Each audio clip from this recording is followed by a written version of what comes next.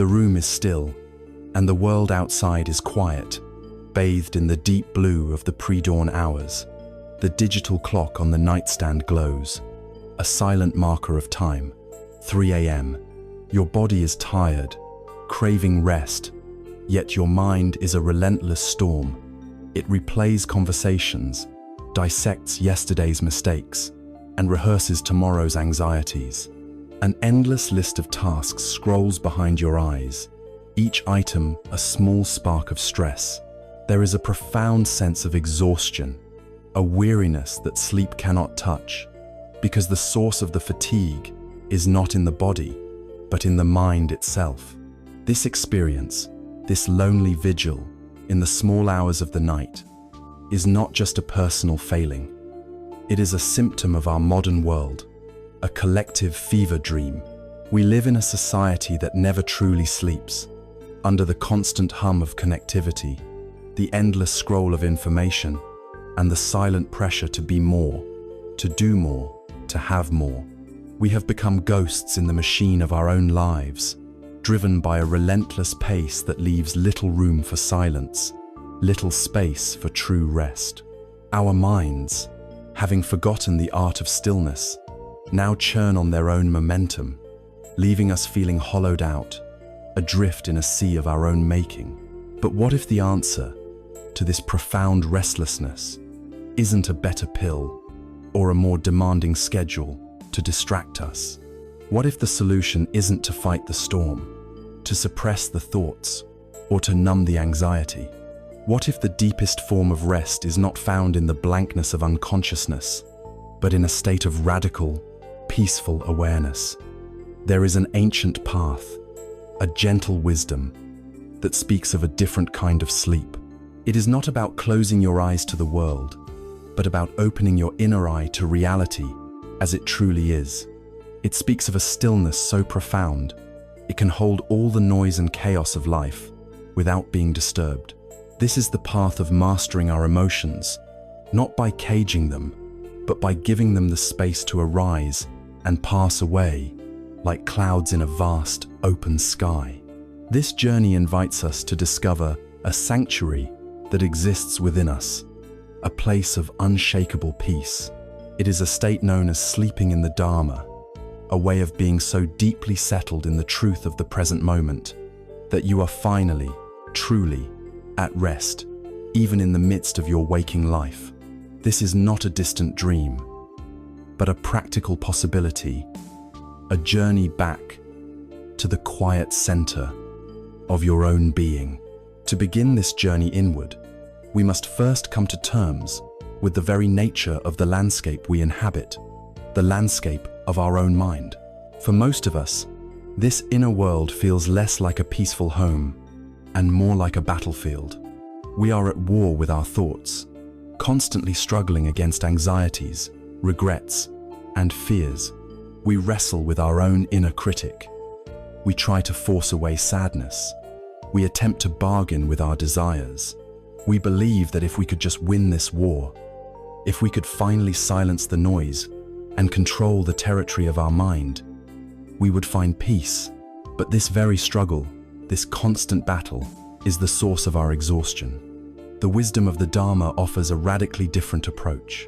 It asks us to lay down our arms, not in defeat, but in understanding.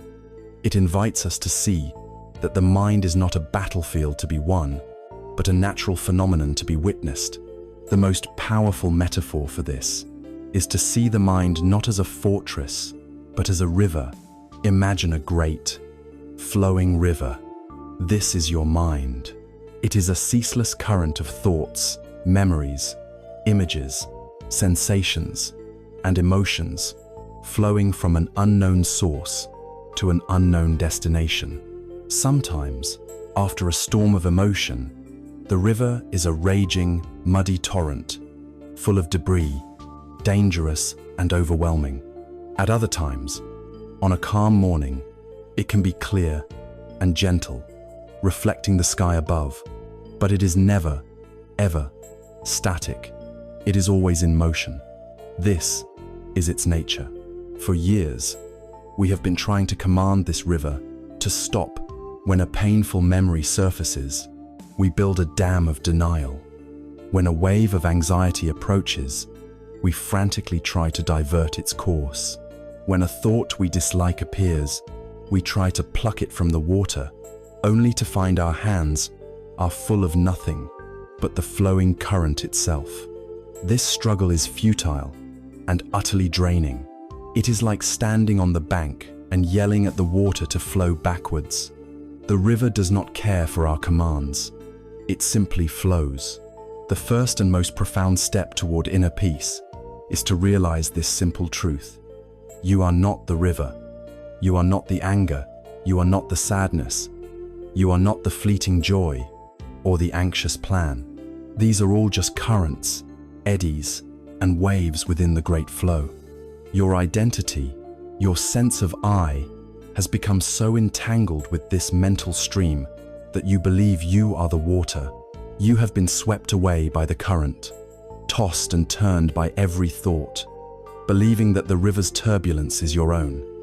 The beginning of freedom is to gently, patiently disentangle yourself. It is to walk out of the rushing water, to find a comfortable spot on the riverbank, and to simply watch the river flow. From this new vantage point, you begin to see the contents of your mind for what they are. A memory from childhood floats by, as vivid as a photograph. You don't need to grab it or push it away. You just note its passing. A worry about a future event appears, a dark, heavy log in the water. You see it, you acknowledge its weight, and you watch it continue its journey downstream. A fragment of a song, a judgment about a co-worker, a sudden inexplicable feeling of melancholy, a plan for dinner, they all drift by. Some are beautiful, some are ugly, some are mundane, some are strange. From the riverbank, you are no longer a victim of the current, you are a witness. This is the practice of observation, the art of non-reactive awareness. It is the understanding that you do not have to believe every thought that arises in your mind. A thought is not a command. It is not an absolute truth. It is simply a mental event, a bit of weather passing through the ecosystem of your consciousness. There is a classic story of a wise old meditation master teaching a young, frustrated student. The student complained, "Master, I cannot meditate. When I try to be peaceful, my mind is filled with more noise than a marketplace. I think of my past. I worry about my future. I get angry. I get distracted. It's impossible." The master, without a word, led the student outside and had him lie on his back in a field of soft grass. "What do you see?" the master asked. "I see the sky," the student replied. "And what else?" "Well, I see clouds." "Tell me about them," the master prompted. The student watched for a while and said, "There are big, dark, heavy clouds, moving quickly. And there are small, white, fluffy clouds that drift slowly. Some are thin and wispy, almost not there at all." The master smiled. "And do the clouds, no matter how dark or stormy, ever harm the sky? Do they ever leave a stain or a scar on the blue expanse?" The student thought for a moment. "No," he said. "The sky just holds them. It lets them come and go. The sky itself doesn't change." The master nodded gently. "Your true nature is like that sky. Your thoughts, your emotions, your feelings, they are just the clouds. Your practice is not to fight the clouds or to demand a clear sky. Your practice is to realize that you are the sky and to give the clouds the space to pass." This story illuminates the critical distinction we must learn to make, the distinction between the thought itself and the awareness of the thought. The thought is the cloud. The awareness is the sky. When we are lost in the river of mind, we believe we are the cloud. A dark cloud of sadness appears, and we say, "I am sad." A fast-moving cloud of anger arrives, and we declare, "I am angry." We fuse our entire identity with this passing weather pattern. The practice of sitting on the riverbank, of being the sky, is to create a small but crucial space. In that space, a new possibility emerges. When the cloud of sadness appears, the awareness can note, sadness is present. I feel the sensation of sadness in the body. I notice the thoughts that come with sadness. In that moment, you are no longer the sadness. You are the vast, compassionate space in which the sadness is allowed to be. You are the sky holding the cloud. This doesn't mean the sadness instantly vanishes. The cloud is still there, but it is no longer all-consuming. It no longer defines your entire world. It is simply a phenomenon, passing through the boundless space of your awareness. This shift is the most fundamental skill for mastering your emotions. It is not about suppression, but about observation. It is not about control, but about clarity. When you sit on the riverbank, you are not judging the river. You are not saying, "Oh, that's a bad thought," or "I should not be feeling this anger." Judgment is just another log thrown into the water, creating more turbulence. The practice is to be a neutral, even kind witness. You simply watch it all go by with a gentle curiosity. What you will discover, over time, is that the thoughts and feelings you once wrestled with so fiercely begin to lose their power when they are not fueled by your resistance. When you stop fighting the current, you can begin to appreciate its energy without being its victim. You are cultivating a relationship with your own mind based on wisdom and peace, rather than fear and conflict. This is the first step to resting in the Dharma.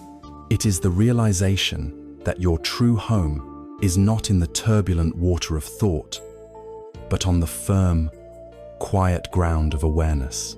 This understanding is the first great step. It offers a breath of fresh air, a space between you and your racing mind. But it also raises a crucial question.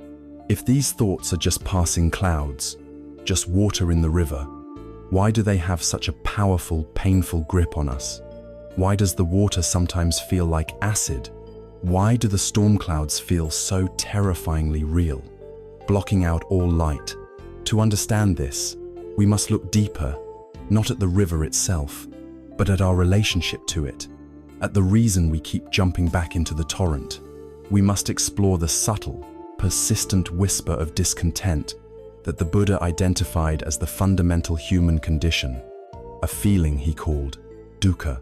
Having learned to sit on the bank and watch the river of the mind, we notice a persistent quality to the water.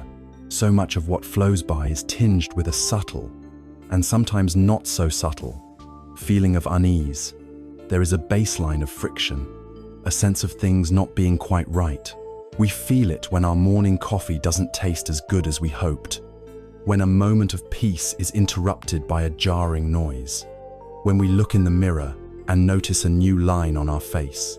This pervasive sense of unsatisfactoriness is the very thing the Buddha placed at the center of his teaching. He gave it a name, dukkha. In the West, dukkha is often translated simply as suffering, and this translation has led to a great misunderstanding. It can make the Buddhist path seem pessimistic, negative, or fixated on pain. But this is like mistaking a doctor's diagnosis for the illness itself. The Buddha was not a pessimist. He was a realist, a master physician of the human spirit. Naming dukkha was not an act of despair, but an act of profound courage and compassion. It is the first noble truth, and it is noble precisely because acknowledging it is the first, essential step toward liberation and a lasting, genuine happiness. Dukkha is not just the grand tragedies of life, like sickness, old age, and death. It exists on a vast spectrum. To understand it is to recognize it in its many forms, from the most obvious, to the most subtle. The first and most straightforward form is what is called dukkha, the suffering of pain. This is the dukkha we all know intimately. It is the searing pain of a migraine headache, the sharp grief of losing someone you love, the sting of betrayal, the terror of a financial crisis, the gnawing anxiety that keeps you awake at night. It is the raw, undeniable pain of body and mind. It's the stubbed toe, the harsh criticism, the feeling of failure. It is life's clear and present hardships, the unavoidable scrapes and bruises we collect simply by virtue of being alive. This is the pain that makes us cry out, the suffering that is impossible to ignore. But the Buddha's diagnosis went much deeper than this. He pointed to a second, more insidious form of dukkha, one that hides within our happiest moments. This is viparinama dukkha, the suffering of change.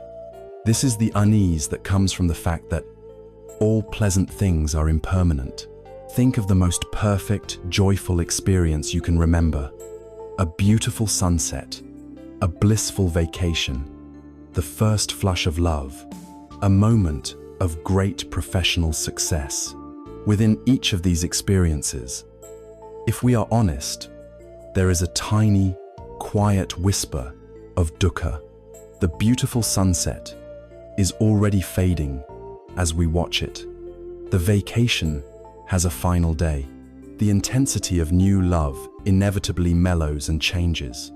The peak of success gives way to the pressure of maintaining it. The pleasure itself is not the problem. The problem is our desperate attempt to cling to it, to make it permanent, in a world where nothing is. The happiness derived from external conditions is, by its very nature, unreliable and fleeting. This is the suffering of change, the gentle, heartbreaking pain of things ending. It is the reason why even a life filled with pleasure can still feel profoundly unsatisfying, because we are constantly chasing the next high, running from the inevitable letdown, living with the low-grade anxiety that the good things won't last. The third and most subtle form of dukkha is the most profound. It is sankhara dukkha, the suffering of conditioned existence itself. This is the background hum of unsatisfactoriness that is woven into the very fabric of our lives, simply because we are a self in a world of constant flux. It is the inherent stress of being a complex, dependent organism that needs to be constantly maintained. It is the effort of just being. Think of the endless maintenance. We must eat, sleep, work, pay bills, manage relationships. Our bodies are complex systems that can and will fail. Our minds are a torrent of thoughts we did not choose.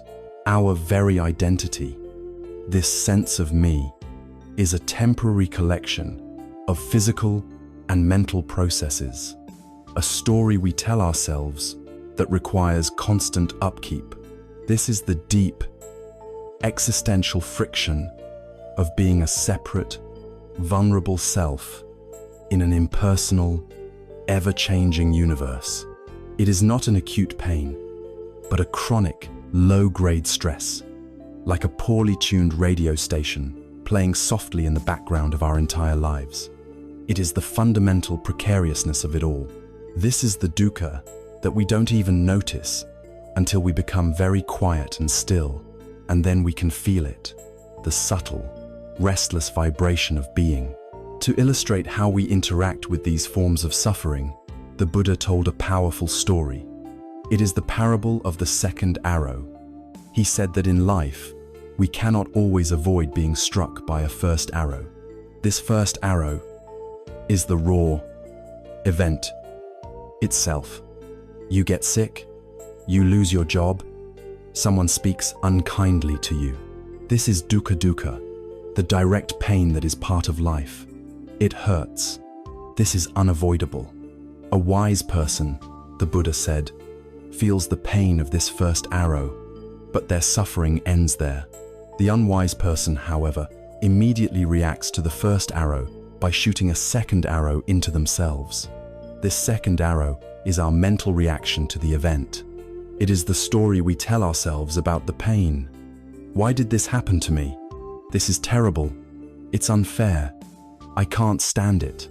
My life is ruined. We add layers of anger, self-pity, resentment, and fear on top of the original pain. This is the second arrow. Then we might fire a third. We ruminate for days, replaying the event, feeding the anger, and a fourth. We create a whole identity around being a victim of this event. The first arrow was painful, but the second, third, and fourth arrows are pure, self-inflicted suffering. Life will inevitably shoot first arrows. That is a given.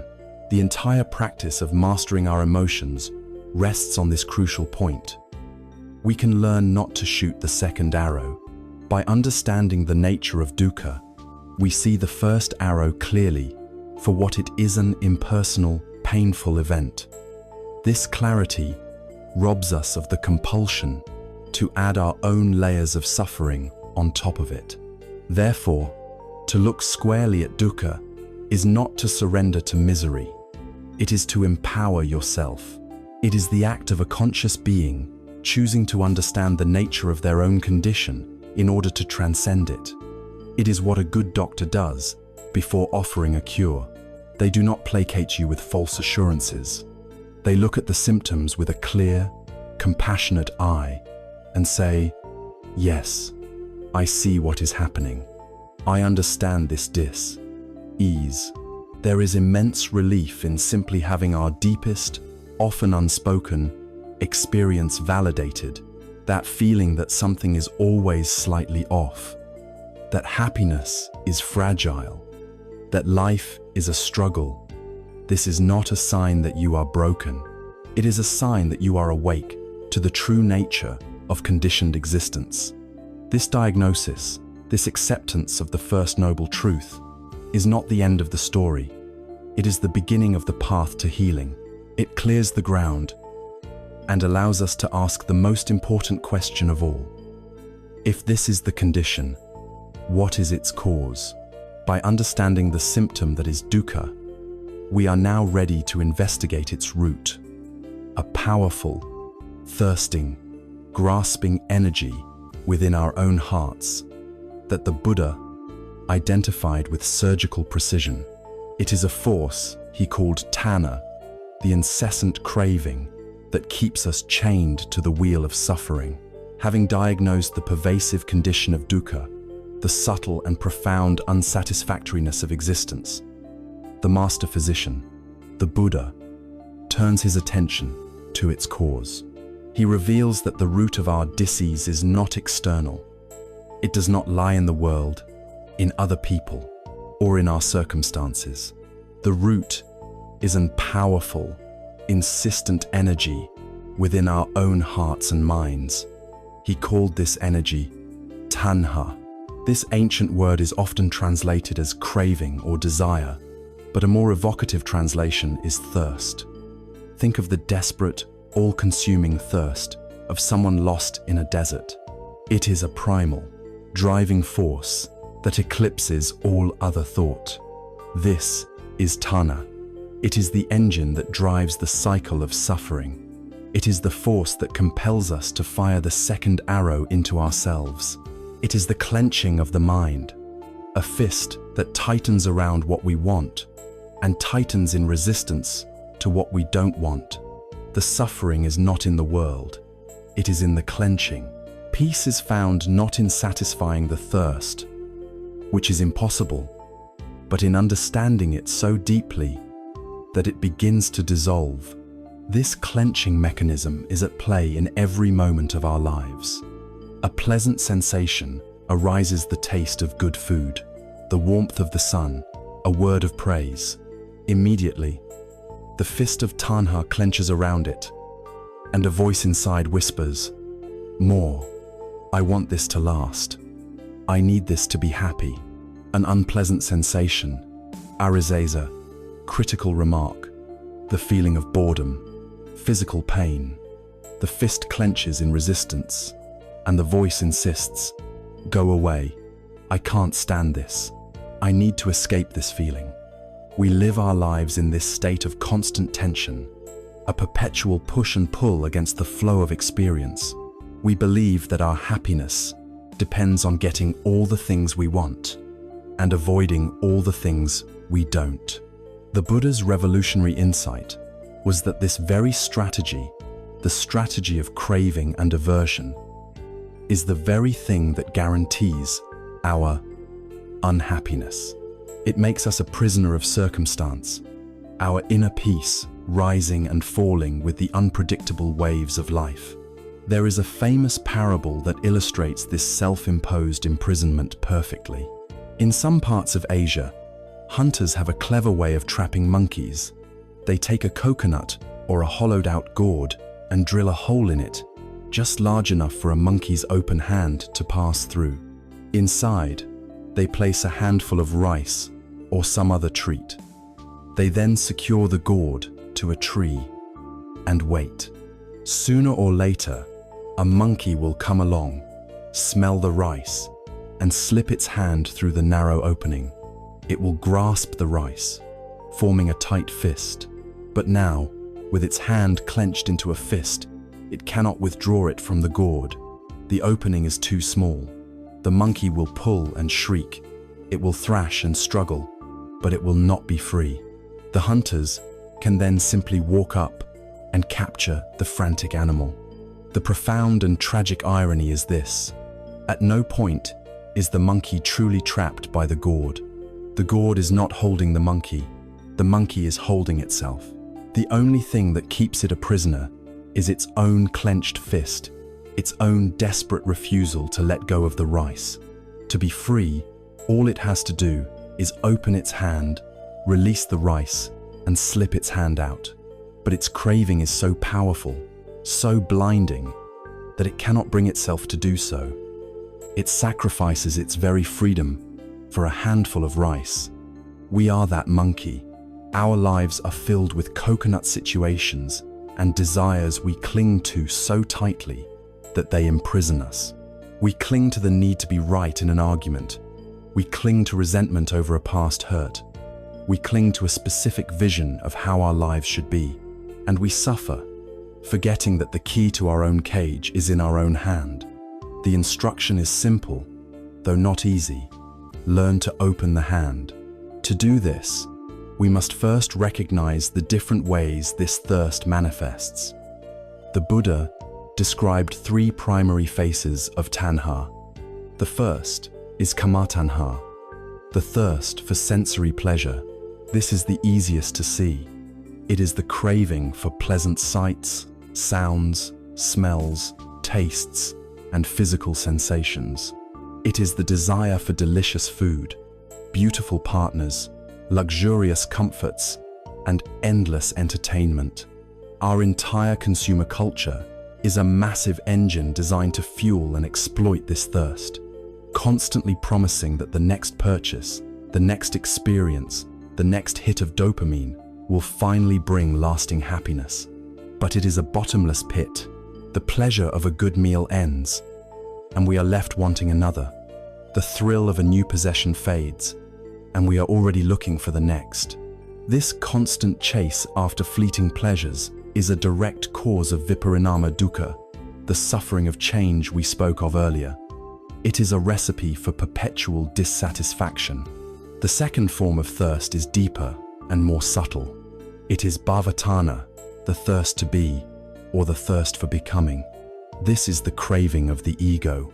It is the deep-seated desire for existence, for identity, for permanence. It is the urge to be somebody, to be successful, to be seen as intelligent, to be a good parent, to be a spiritual person. It is the force behind our ambitions and our relentless self-improvement projects. It is also the craving for things to continue, for our current state of being, if pleasant, to last forever. This thirst is what makes us terrified of failure, because it threatens the identity we have so carefully constructed. It is why we fear change, because it destabilizes our sense of a solid, continuous self.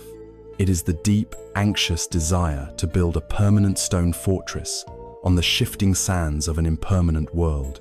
The third face of thirst is the darkest. It is vibhava tanha, the thirst for non-existence, or the thirst for annihilation. This is the shadow side of craving, when the pain of life, the sting of the first arrow, becomes too great. The mind's thirst turns from wanting pleasure to desperately wanting the pain to stop. This is aversion in its most powerful form. It manifests as the desire to obliterate an unpleasant feeling, to get rid of a difficult person, to escape an unbearable situation. It's the voice that says, "I just want this feeling to go away." In its most extreme manifestations, this thirst for non-existence can lead to self-harm and even suicide. The ultimate desire to annihilate the self that is perceived as the source of the unbearable pain. It is crucial to understand with compassion that this is not an absence of thirst, but its desperate, inverted expression. It is still a clenching, a violent resistance to what is. These three thirsts for pleasure, for becoming, and for non-existence are the secret fuel of our dukkha. The path to peace, then, is not about finally satisfying these thirsts, which is an impossible task. It is about gently, patiently, learning to unclench the fist. This act of letting go is not one of apathy or weakness. On the contrary, it requires great wisdom and courage. It is not about giving up on life. It is about giving up the futile struggle against the nature of life. You can still act, you can still love, you can still create, but you learn to do so with an open hand, releasing your tight-fisted attachment to the results. It is the ultimate act of self-compassion, an acknowledgement that the tension of the clenched fist hurts you more than anyone else. But this raises a practical question. How do we convince the monkey to let go of the rice, especially when it seems so precious?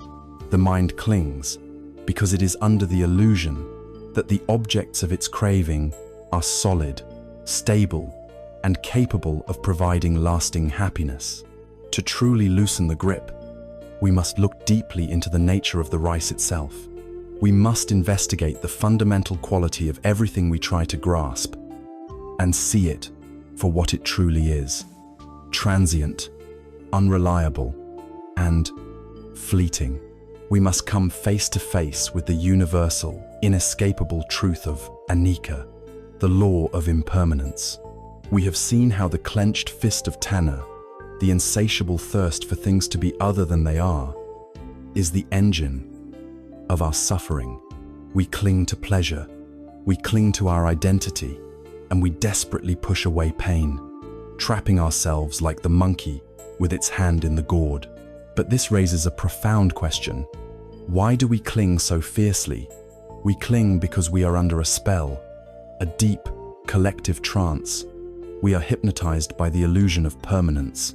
We move through the world as if things are solid, stable, and lasting. We build our lives, our hopes, and our fears on a foundation we believe to be solid rock, when in fact, it is nothing more than shifting sand. The great secret, the truth that shatters this illusion and offers the path to liberation, is the universal law of Anicca. Anicca is the Pali word for impermanence. It is not a philosophy to be debated. It is a fundamental characteristic of reality to be observed, as undeniable as gravity. To resist Anicca is to fight reality itself, a battle we are destined to lose every single time. It is like trying to write your name upon the surface of the water. For a fleeting instant, the letters may appear, but the very nature of the medium ensures they will dissolve, leaving no trace. Our lives are that writing, and the universe is that water. The evidence of Anicca is everywhere, but we have trained ourselves not to look. We can begin our investigation in the most intimate place possible, the stream of our own consciousness. Sit quietly for just a moment and watch. A thought arises, seemingly from nowhere. I need to remember to buy milk. Where was that thought a moment ago? It did not exist. And where will it be a moment from now? It will have vanished, replaced by another thought, perhaps a memory of a song or a worry about work. Your thoughts are like bubbles rising to the surface of a pond forming, shimmering for a moment, and then popping, gone forever. It is the same with your emotions. A wave of irritation washes over you when someone cuts you off in traffic. It can feel all-consuming, a burning fire. But where is that fire an hour later? It has subsided, replaced by contentment, or boredom, or sadness. Your feelings are like the weather. A storm may rage, the sun may shine, fog may descend, but no weather pattern lasts forever. The sky, your awareness, remains, while the clouds of emotion pass. Even your physical sensations are in constant flux. An itch appears on your arm, demanding to be scratched. You feel the cool breeze from an open window, then the warmth as the sun emerges. A pang of hunger comes, and then is sated. Nothing is static. Your entire inner world is a vibrant, shimmering, ceaseless dance of change. Now, extend this observation outward. Look at your own body, the thing you most identify as me. Is it solid and unchanging? The person you see in the mirror today is not the same person who was there 10 years ago, or even yesterday. Every second, millions of your cells are dying, and new ones are being born. Your skin, your bones, your blood, it is all a process, not a thing. The body you have now is like a wave in the ocean, a temporary form that rises, holds its shape for a while, and then inevitably dissolves back into the whole. Our society's deep fear of aging is a form of resistance to Anicca. We spend billions on creams and surgeries to deny this simple, natural flow, creating immense suffering by clinging to the image of a youth that, by its very nature, cannot last. Look at your relationships. The passionate love you felt for someone may have mellowed into a deep, quiet affection. A close friendship may have drifted apart. People grow, evolve, and change. To cling to a relationship as it was in a single snapshot in time is to suffocate it. True love is not about holding on tightly, but about giving the other person the space to flow and change just as you do. Look at your possessions, the achievements you are so proud of. The shiny new car will get scratched, rust, and eventually break down. The thrill of a promotion will fade into the routine of the new job. Everything we build, everything we acquire, is subject to entropy and decay. There is a beautiful and heartbreaking story from the time of the Buddha that perfectly illustrates the transformative power of understanding Anicca. A young woman named Kisa Gotami had a young son whom she adored more than anything in the world. One day, the child fell ill and died, consumed by a grief so total it bordered on madness. Kisa Gotami refused to accept his death. She picked up his small, lifeless body and went from house to house in her village, begging for a medicine that could bring him back to life. Some people turned away from her in pity. Others mocked her insanity. But no one had the medicine she sought. Finally, a wise old man, seeing her desperation, told her, "I do not have such a medicine, but I know someone who does. Go to the Buddha." She immediately went to the Buddha, laid her son at his feet, and explained her quest. The Buddha listened with immense compassion and said, "There is only one way to heal your son. You must bring me a single mustard seed from a house in this village, where no one has ever lost a child, a spouse, a parent, or a friend." Filled with a surge of hope, Kisa Gotami began her search anew. At the first house, she asked for the mustard seed. The woman of the house was happy to give it to her. But when Kisa Gotami asked her second question, the woman's face fell. The living are few, but the dead are many, she sighed. Do not remind me of my deepest sorrow. At the next house, and the next, and the next, the story was the same. Every family had a story of loss. Every heart bore the scar of grief. As the sun began to set, Kisa Gotami sat by the side of the road, the truth of her journey finally dawning on her. She looked at the flickering lights of the village below. They flared up, and then they died down. In that moment, she understood. Her grief was not a unique injustice. It was not a punishment. It was the shared, universal condition of all beings. Change, loss, and death were not a curse upon her house. They were the very fabric of life. With this profound realization, her desperate clinging to her son's life finally softened. She gently carried his body to the charnel ground and returned to the Buddha. No longer a frantic, grieving mother, but a woman whose heart had broken open to the truth of the world. She had seen the reality of Anicca. This is the gift that seeing things as they are provides. Impermanence is not a tragedy. It is the very thing that makes life possible. If things were permanent, a mistake would stain you forever. A wound would never heal. There would be no growth, no learning, no forgiveness, and no possibility of change. Anicca is the law that allows for new beginnings. Furthermore, it is the secret ingredient that gives life its beauty and its value. Why is a sunset so breathtaking? Precisely because it is fleeting. Why is a moment of connection with another person so precious? Because that exact moment, in that exact way, will never come again.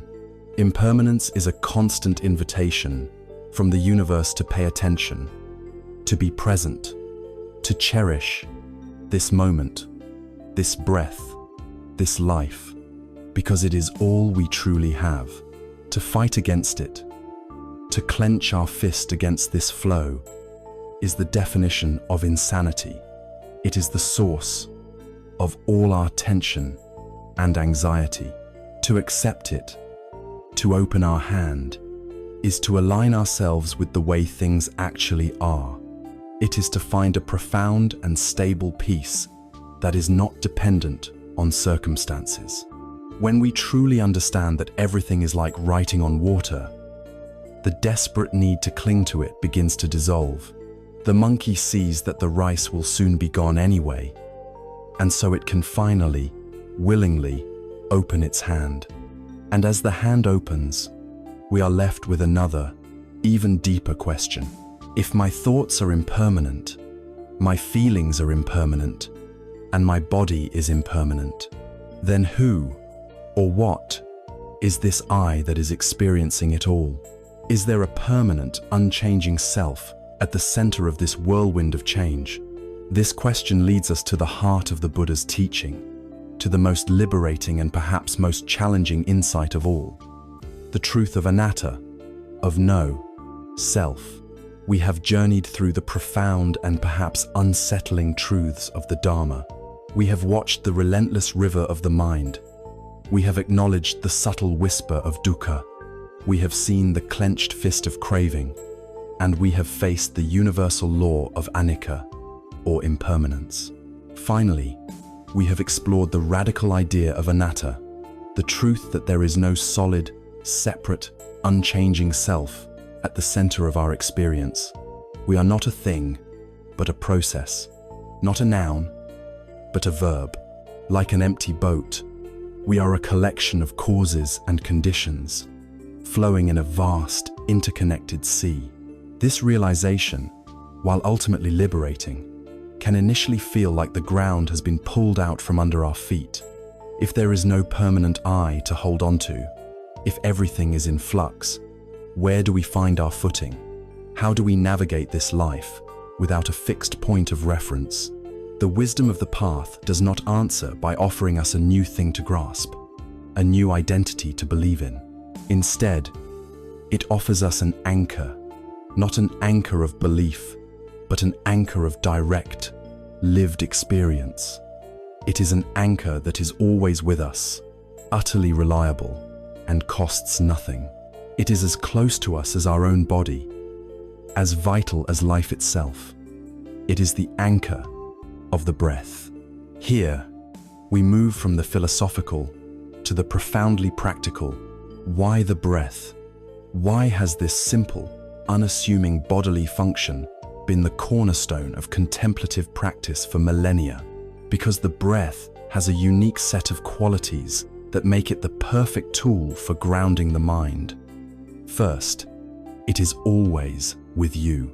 From the moment of your birth to the moment of your death, it is your constant companion. You do not need a special cushion, a quiet room, or a specific set of beliefs to find it. In the chaos of a traffic jam, in the stillness of the night, in the middle of a difficult conversation, your breath is there. It is the most accessible refuge you will ever have. Second, the breath is always in the present moment. You cannot take a breath that is in the past, nor can you take one that is in the future. To be aware of your breathing is, by definition, to be here, now, in a mind that is constantly swinging between regret for the past and anxiety for the future. The breath is the unwavering center point, the home base of the present. Finally, the breath acts as a magical bridge between our conscious and our unconscious worlds. Most of the time, it operates on its own, a perfect, automatic rhythm. Yet, we can, at any moment, bring it under our conscious control. This unique position makes it the ideal object of attention, a gentle rhythm that can guide the wildness of the mind back to a state of calm.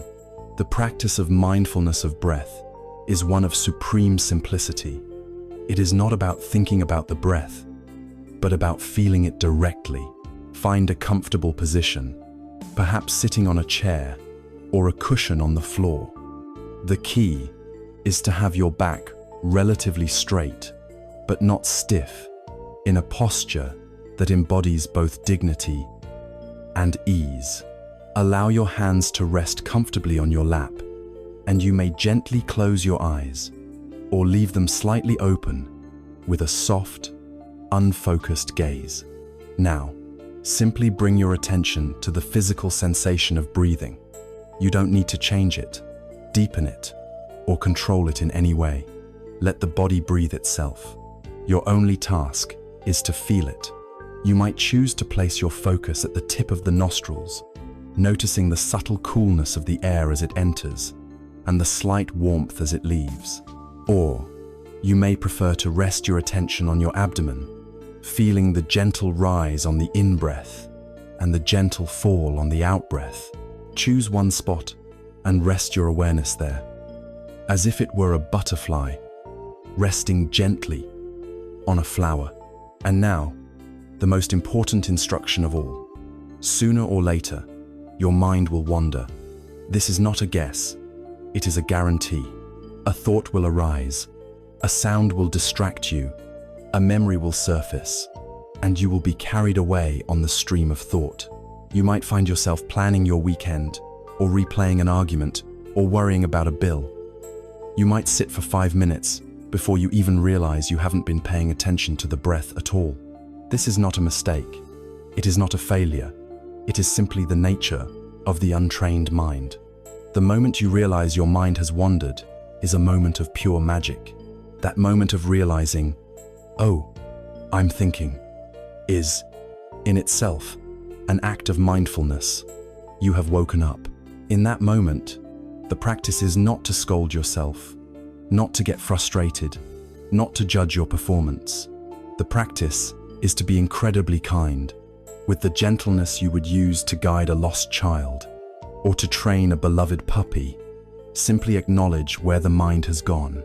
and then gently, without any fuss, guide your attention back to the physical sensation of the breath, back to the rise and fall of the abdomen, back to the air at your nostrils. You will have to do this 10 times. You will have to do this 100 times. You may have to do this 1,000 times. It does not matter. The practice is not in staying with the breath perfectly. The practice is in the returning. Every time you notice the mind has wandered, and you gently bring it back, you are strengthening a muscle. This is the muscle of attention, of mindfulness. Each return is one repetition, one moment of training.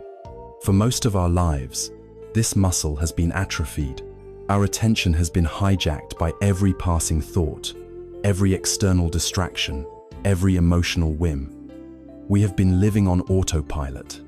This practice is the act of stepping back into the driver's seat. It is not about achieving a state of blankness or no thoughts. A mind without thoughts is a dead mind. It is about changing your relationship to your thoughts. It is about developing the capacity to choose where you place your attention. Over time, this builds a crucial space within you, a space between a stimulus and your reaction. An insult is thrown your way, and instead of an immediate, automatic flash of anger, there is a moment of presence, a half-second of stillness provided by the well-trained mind. In that space lies the power to choose your response. In that space lies your freedom. The great Zen master Thich Nhat Hanh offered a simple and beautiful way to enrich this practice. As you breathe, you can say to yourself, silently, these simple words: breathing in, I know that I am breathing in. Breathing out, I know that I am breathing out. This simple mental noting helps to keep the mind anchored. It is a declaration of presence. He then offers a second verse to bring a quality of gentleness and joy to the practice. Breathing in, I calm my body and mind. Breathing out, I smile. A smile is a powerful thing. Even a gentle half smile can relax hundreds of muscles in your face and body. It sends a message to your nervous system that you are safe, that you are at ease. It is a profound act of loving kindness toward yourself. It transforms the practice from a discipline into an act of self-care. It is a way of saying, with each breath, that you are coming home. The breath, then, is so much more than the simple exchange of oxygen and carbon dioxide. It is our ever-present refuge from the storms of the mind. It is the most patient and reliable teacher we will ever have. It is the thread that connects us, in every moment, to the reality of the here and now. Learning to rest in the rhythm of your own breath is the first and most important step in learning to rest in the Dharma itself. With this anchor now in our grasp, we have found a safe harbor. We have found a place of stability from which we can observe the world with greater clarity and compassion. And from this place of grounded presence, we no longer need to fear the weather patterns of our own soul. We can now turn our gentle, curious attention to the waves of emotion and the clouds of feeling, learning to watch them arise and pass away without being swept away by the storm. Having found our anchor in the gentle, reliable rhythm of the breath, we have established a safe harbor. We have discovered a place of stillness to which we can always return. From this newfound stability, we can now begin the courageous work of exploring one of the most volatile and often intimidating regions of our inner world, the landscape of our emotions. For most of us, our relationship with our feelings is one of conflict and confusion. We live under a kind of emotional tyranny. We categorize our feelings into two camps: the good ones, like joy, love, and excitement, and the bad ones, like anger, sadness, jealousy, and fear. Our life strategy becomes a frantic and exhausting attempt to cling to the good feelings and to suppress deny, or escape the bad ones. When joy arises, we grasp it with a desperate fear that it will leave.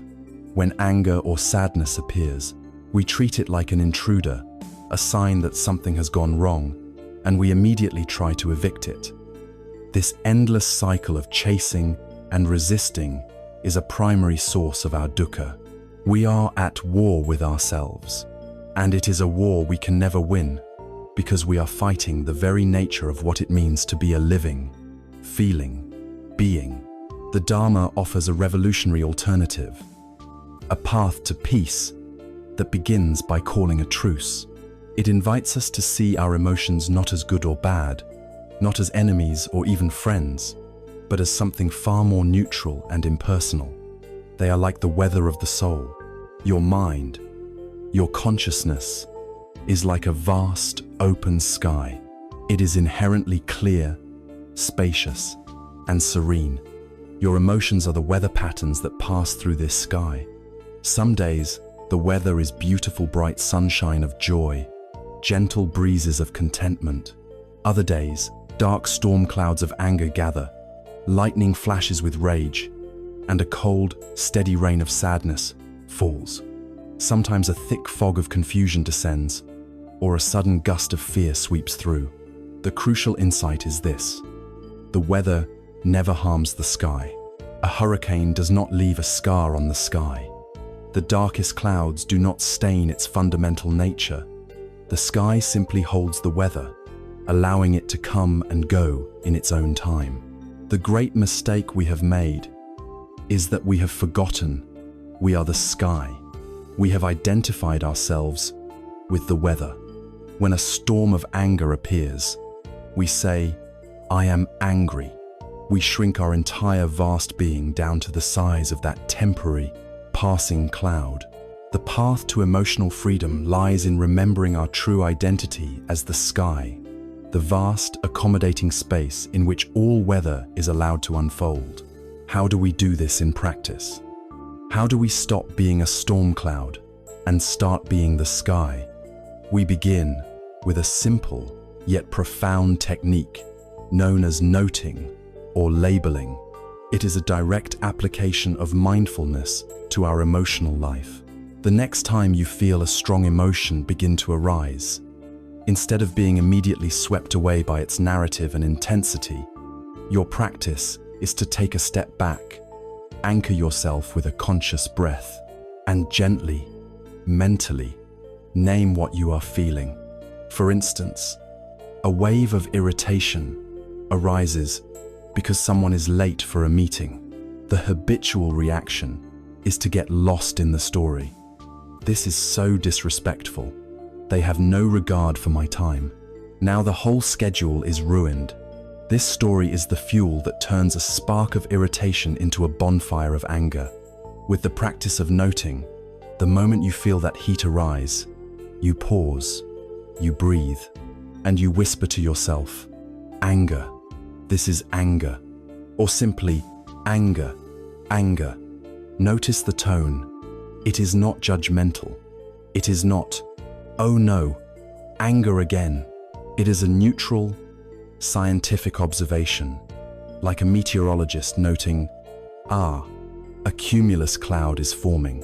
This simple act of naming creates a vital space. It immediately separates you, the observer, from the emotion being observed. You are no longer the anger. You are the one who is aware of the anger. You have moved from being the storm cloud to being the sky. Once you have noted the emotion, you can take the practice a step deeper. You can become a gentle investigator, exploring the raw, physical sensations of the emotion, stripping it of its storyline.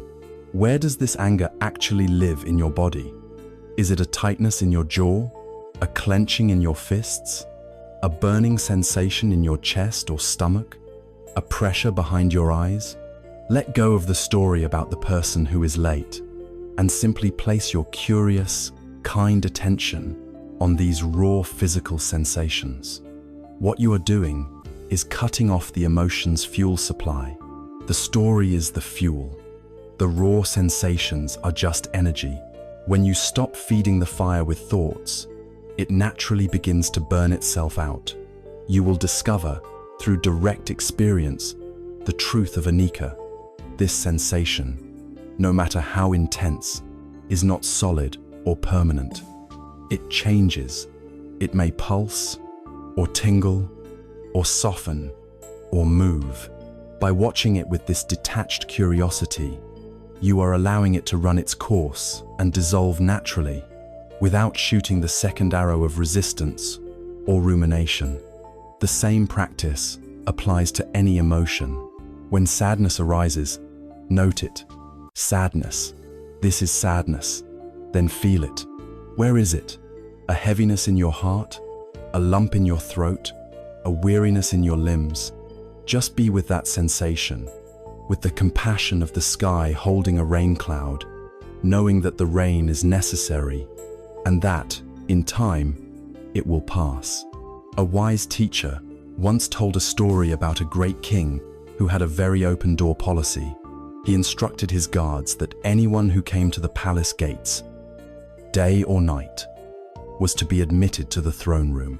Some visitors were delightful poets who sang beautiful songs, jesters who brought laughter, wise counselors who offered good advice. Other visitors were difficult, angry citizens with complaints, messengers bearing bad news, weeping subjects in despair. The king, in his wisdom, treated them all the same. He would listen patiently, acknowledge their presence, and allow them to stay for a while. But he never clung to the pleasant visitors, begging them not to leave, nor did he try to violently throw out the unpleasant ones. He knew that they were all just visitors, and that none of them would stay forever. Our emotions are these visitors. Our practice is to become like that wise king, to cultivate a heart that is a throne room with open doors. We can greet anger with a calm nod. Ah, anger, you are here. I see you. We can meet sadness with a gentle acknowledgement. Hello, sadness. Welcome. This does not mean we let them take over and run the kingdom. It means we stop fighting a futile battle at the gates. By allowing them to enter and pass through, we rob them of their power. The guests we resist are the ones who bang on the doors all night, keeping us awake. This is the essence of emotional mastery in the Buddhist sense. It is not about becoming unfeeling or emotionless. It is the very opposite. It is about becoming so intimate with your feelings, so fearlessly present with them, that they no longer control you. You are developing a profound emotional resilience, a capacity to feel everything fully without being broken by it. You learn that you are bigger than any single emotion. You are as vast as the sky. And from this spacious, sky-like mind, a new possibility emerges. When we are no longer at war with our own hearts, when we have learned to hold our own pain with tenderness, we can begin to extend that same quality of gentle acceptance outward. We can start to cultivate the positive states of mind that lead to true and lasting happiness, not by chasing them, but by planting and watering their seeds within our own being.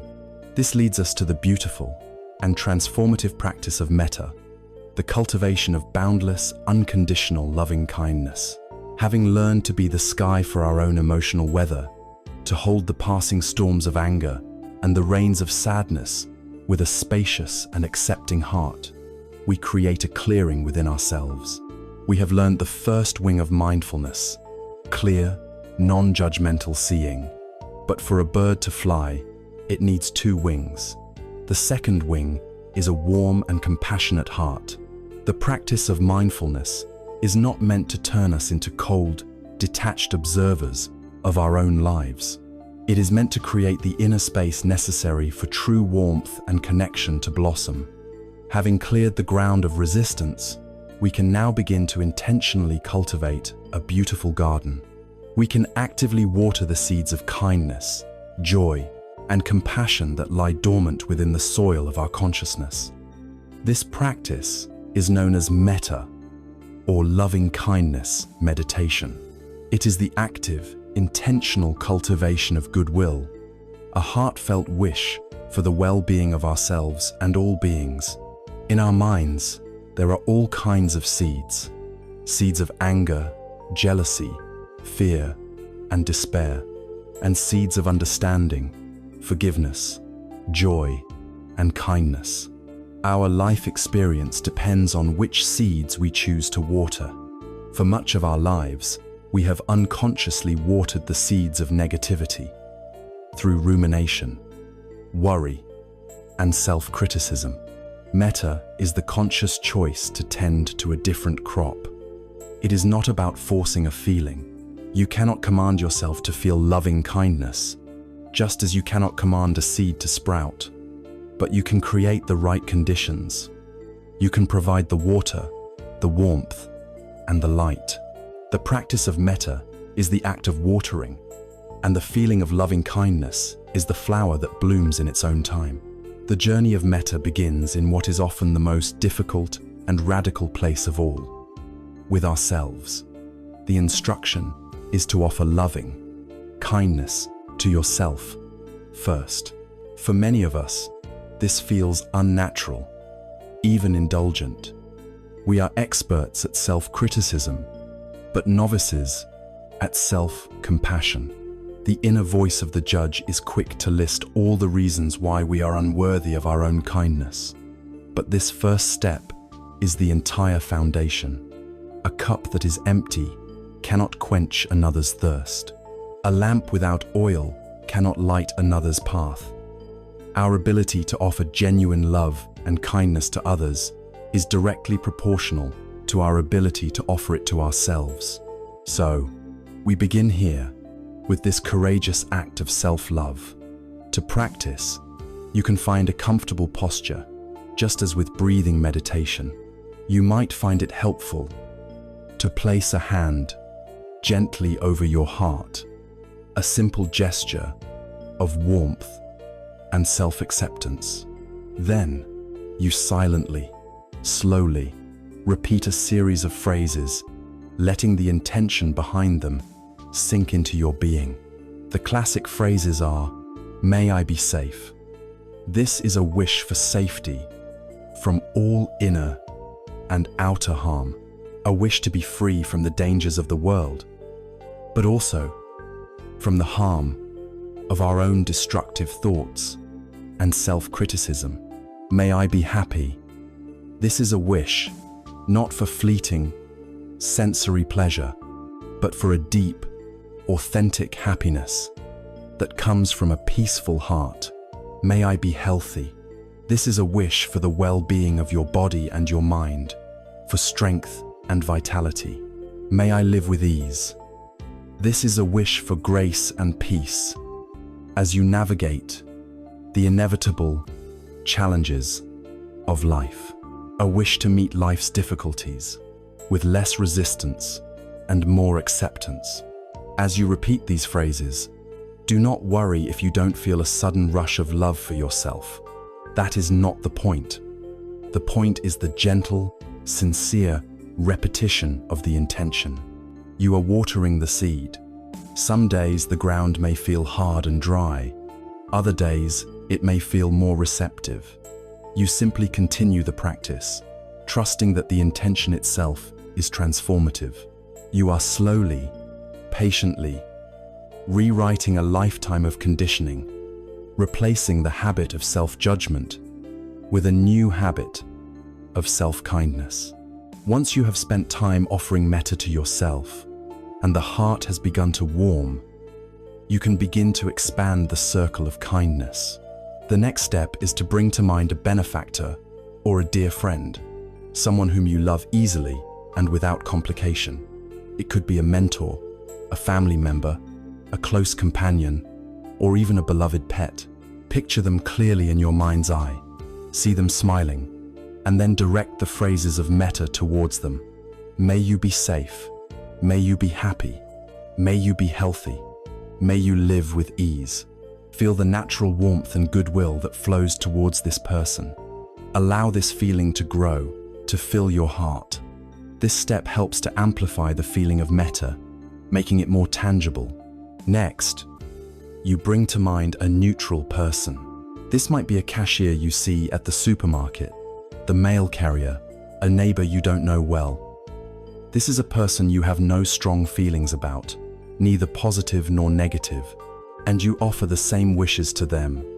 May you be safe, happy, healthy, and live with ease. This is a powerful step.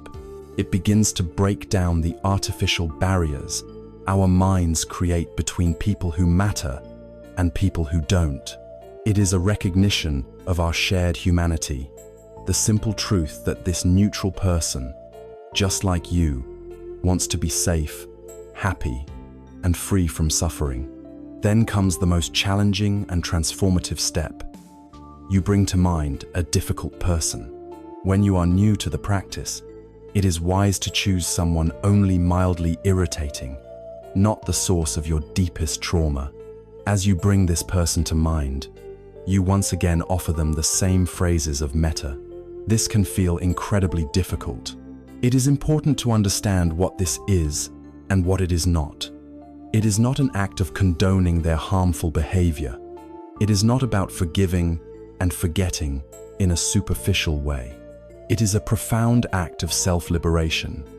Holding on to anger and resentment is like holding a hot coal in your hand with the intention of throwing it at someone else. You are the one who gets burned. Offering metta to a difficult person is the act of dropping the hot coal. It is a heartfelt wish that they become happy, because happy people do not cause suffering to themselves or others. It is a wish for your own heart to be free from the poison of hatred. Finally, you expand the circle to its widest possible dimension. You radiate loving kindness outwards from your heart, in all directions, to all beings without exception, to your friends, to neutral people, to your enemies, to people in your city, your country, and all over the world, to animals, to beings in all realms of existence, seen and unseen. May all beings everywhere be safe. May all beings be happy. May all beings be healthy. May all beings live with ease. You become a lighthouse of goodwill, bathing the entire world in the light of your heart. This practice is not merely a sentimental exercise. It is a powerful force. In the ancient stories, the Buddha's jealous cousin, Devadatta, once tried to assassinate him by unleashing a notoriously wild and intoxicated elephant named Nalagiri to charge him in the street. As the massive, enraged animal thundered towards him, the Buddha's attendants fled in terror. The Buddha alone stood his ground. He did not prepare to fight or to run. He simply raised his hand and radiated a powerful, concentrated field of pure metta towards the raging elephant. The story says that as Nalagiri entered this field of loving kindness, its rage began to melt away. Its pace slowed, its eyes softened, and it eventually came to a stop and knelt peacefully at the Buddha's feet. The moral of this story is that loving kindness is not a weak or passive state. It is a formidable power, a force capable of taming the deepest rage and fear, both within others and, most importantly, within ourselves. By practicing metta, you are fundamentally changing your default orientation to the world, rewiring your brain away from its innate negativity bias and towards a state of kindness, connection, and compassion. You are watering the most wholesome seeds in the garden of your mind. This practice of directing kindness towards yourself is powerful, yet as we do it, we may become keenly aware of a contrary voice, a voice that has been with us for years, whispering that we are not good enough, that we don't deserve this peace, that this is all a foolish waste of time. This is the persistent, grating voice of our own inner critic, the relentless judge who sits in the courthouse of our mind. To truly deepen our peace, we must learn to address this voice not with anger, but with the same wisdom and compassion we are now cultivating. We must learn to disarm our inner judge. As we practice metta, watering the seeds of loving kindness in the garden of our heart, we inevitably encounter a stubborn and thorny weed. We may offer ourselves wishes for peace and happiness, only to hear a sharp, familiar voice from the back of our minds sneer, "Who are you kidding? You don't deserve that." We may extend goodwill to others, only to have that same voice begin a meticulous inventory of their flaws. This is the voice of the inner judge, the relentless critic who presides over the supreme court of our mind.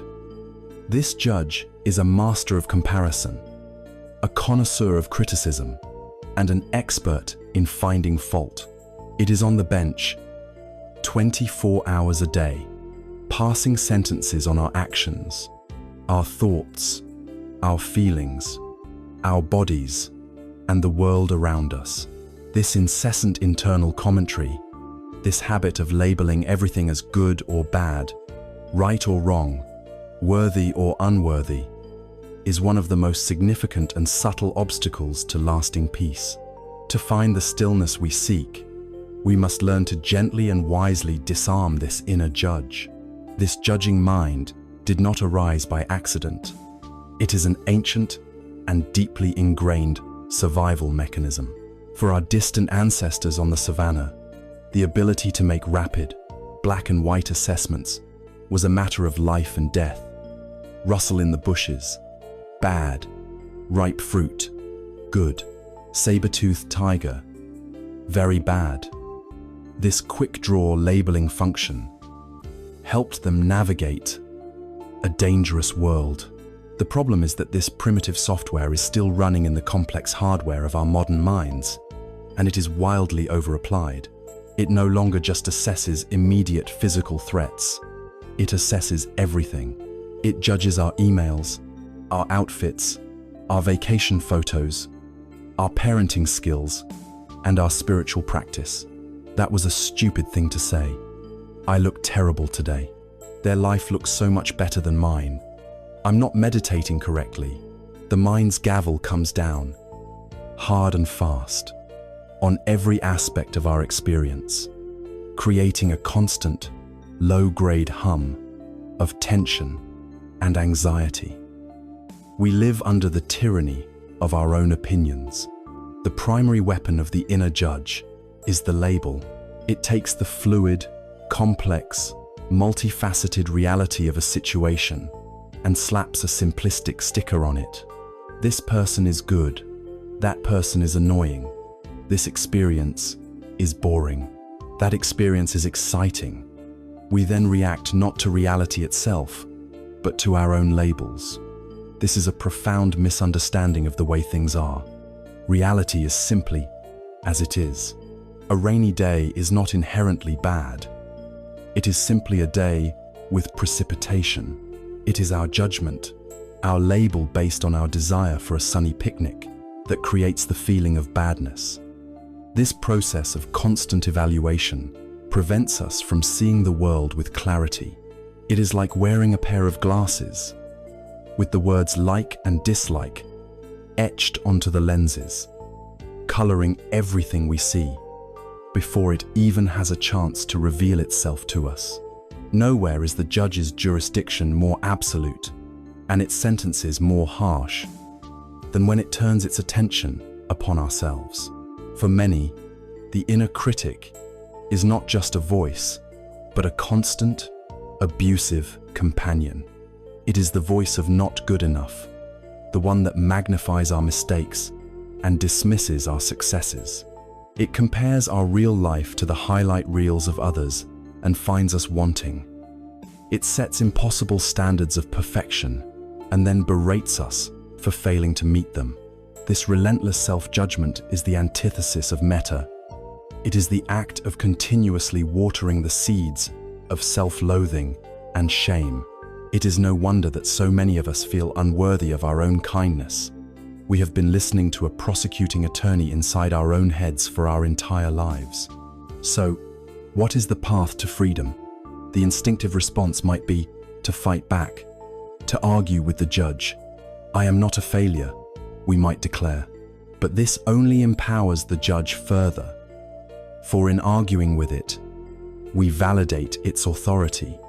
We have accepted the premise that a verdict is necessary. The Buddhist approach is far more subtle and wise. It is not to judge the judge. It is to bring the light of non-judgmental awareness to the very process of judging itself.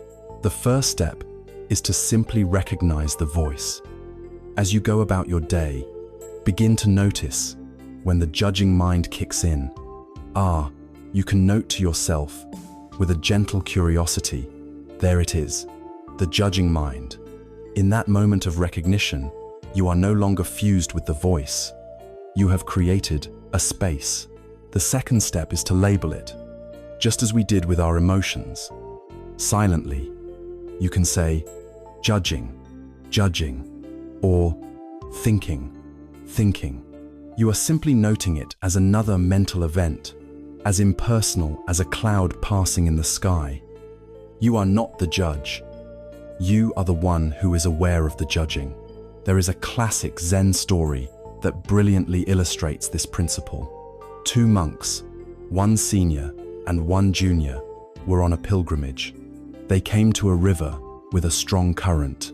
A beautiful young woman was standing there, hesitating to cross, afraid she would be swept away.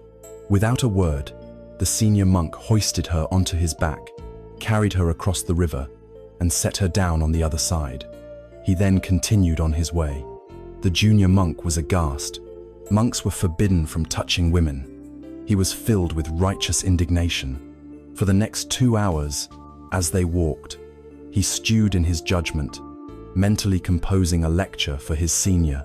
He thought about the broken rules, the impropriety, the bad example. Finally, unable to bear it any longer, he burst out, "Brother, how could you do that? You know we are not permitted to touch women, yet you carried that one across the river." The senior monk looked at him, his face calm and peaceful. He replied softly, "Brother, I set that woman down by the river 2 hours ago. Are you still carrying her?" This story reveals the profound truth of our suffering. The senior monk performed an action and then let it go. He was present with reality. The junior monk, however, picked up the event and coated it with layers of judgment, rules, and opinions. It was not the woman who was weighing him down. It was the heavy burden of his own judging mind. We do this all the time. An event happens, and we carry our judgments about it for hours, days, or even years, poisoning our own peace. The practice is to learn to leave the woman by the river. It is to let experience be what it is, without adding the second arrow of our own commentary. This doesn't mean we become passive or lose our sense of ethics. It means we learn to distinguish between clear seeing and the cataract of opinion. When we see this habit of judging clearly, we can begin to meet it with the warmth of compassion we cultivated in our metta practice. We can see that the inner judge is often just a scared part of ourselves, trying to protect us by controlling the world. We can offer kindness to that fearful, contracted energy. As we practice disarming the inner judge, we are not trying to create a state of blissful ignorance. We are cultivating a deep and unshakable balance. We are learning to stand steady in the center of life's polarities, the pleasant and the unpleasant, the praise and the blame, the success and the failure, without being thrown off course. We are developing the capacity to experience all of it with an open heart and a quiet mind. This profound state of inner balance, this sublime even-mindedness, is one of the highest fruits of the path. It has a name. It is called upekkha, or equanimity, and it is in this fertile ground that the deepest peace takes root. Having learned to recognize and disarm the relentless inner judge, we begin to experience moments of quiet. The gavel falls less often, and the noisy courthouse of the mind grows still. In this quiet, a new quality of being can emerge. It is a profound state of inner balance, a serene and spacious composure that is not easily shaken by the turbulence of the world. This is the garden of upekkha, the Pali word for equanimity. To cultivate equanimity is to become like a great, ancient mountain. The mountain sits in majestic stillness. The winds of 100 seasons blow against it, the gentle breezes of spring, the harsh gales of winter, the hot winds of summer, the cool winds of autumn. The winds may howl and rage, or they may caress its slopes, but they never move the mountain. It remains grounded, stable, present. Our lives are like those seasons, and the circumstances we face are like those winds. Equanimity is the practice of becoming the mountain, unshaken by the ever-changing weather of our existence.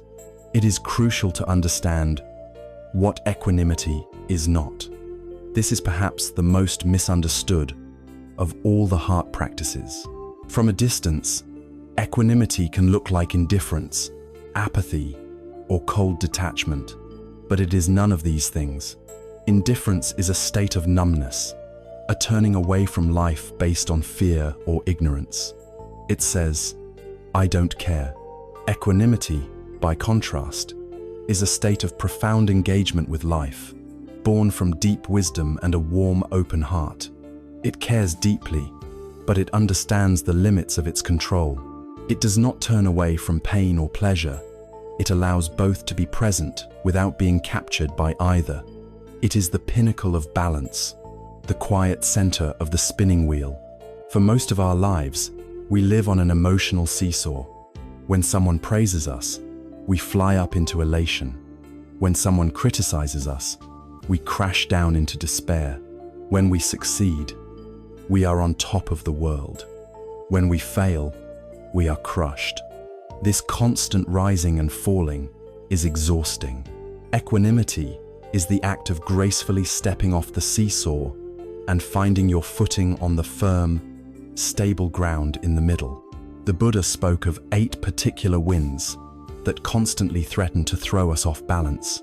He called them the 8 worldly winds, and they come in 4 pairs of opposites: pleasure and pain, gain and loss, praise and blame, and fame and disrepute. These are the fundamental polarities of human experience. Our entire unawakened life is a frantic dance, trying to secure one side of the pair while desperately avoiding the other. We chase after pleasure, praise, fame, and gain, believing they are the source of happiness. We run from pain, blame, disrepute, and loss, believing they are the source of suffering. Equanimity is the profound realization that true peace does not lie in successfully winning this game. True peace lies in finding a place of stillness that is not disturbed by either winning or losing. You can still enjoy praise, but you are not addicted to it. You can still feel the sting of blame, but you are not destroyed by it. You see them both for what they are: fleeting, impersonal phenomena, as transient as the wind. There is a powerful story from the life of the Zen master Hakuin that perfectly embodies this mountainous stability. Hakuin lived in a small town in Japan and was highly respected for his pure and disciplined life. Near his temple lived a young woman whose parents owned a food shop. One day, her parents discovered that their unmarried daughter was pregnant. Furious, they demanded to know who the father was. At first, the terrified girl would not say, but after relentless pressure, she named the master Hakuin. The parents, enraged and scandalized, stormed over to the temple. They screamed at Hakuin, berating him for his hypocrisy and ruining their family's name. The master did not defend himself. He did not argue. As they hurled accusations at him, he simply said, "Is that so?" His reputation in the town was shattered overnight. When the child was born, the parents brought the infant to Hakuin. "Since you are the father," they sneered, "you must take care of him." They thrust the baby into his arms and left. Through the following year, Hakuin cared for the child with great tenderness. He would obtain milk from his neighbors and ensure the baby was warm and loved. his life of serene contemplation now filled with the duties of a father. A year later, the young woman could no longer bear the weight of her lie.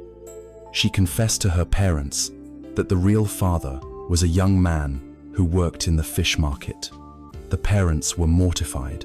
They immediately went to Hakuin, prostrating themselves before him, apologizing profusely for their mistake and the damage they had done to his name.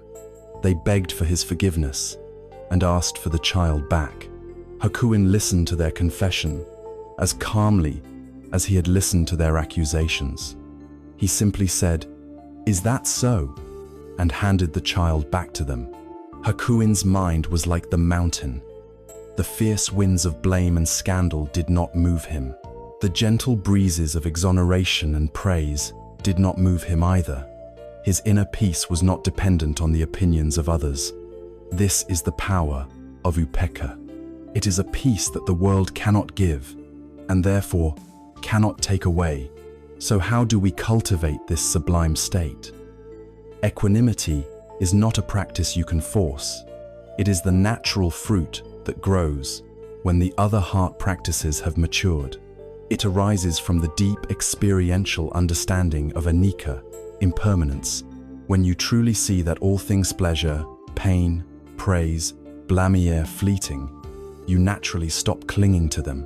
It is supported by mindfulness, the ability to observe your own reactions without being swept away by them, and it is balanced by metta and compassion. Without the warmth of a kind heart, equanimity can indeed curdle into cold indifference. The partnership between compassion and equanimity is particularly vital. Imagine a skilled surgeon about to perform a life-saving operation.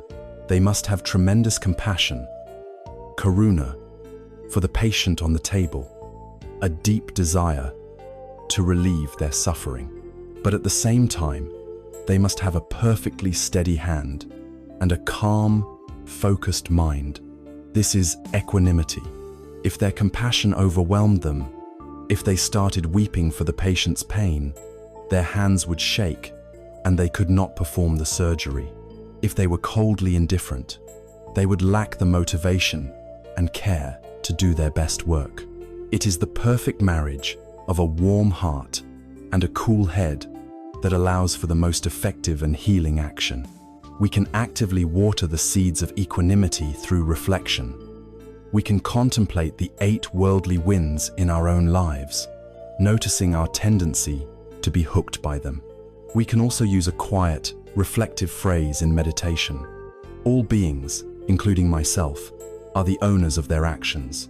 Our happiness and our suffering depend on our own actions, not on my wishes for them. This is not a cold statement of fact. It is a profound act of release. It is releasing the immense burden of believing you are responsible for controlling the uncontrollable. It is respecting the autonomy and path of every living being, including yourself. You are learning to offer your love and support without being attached to the outcome. The garden of equanimity is where the deepest peace is found. It is a spacious, quiet place within us that is protected from the storms of life. It allows us to participate fully in the world, to love deeply, to act with integrity, but to do so from a place of unshakable inner freedom. With this foundation of inner balance now established, we are ready to take this practice out into the world. We can now explore how to bring this mindful, compassionate, and balanced presence into the most common and often most challenging of our daily activities.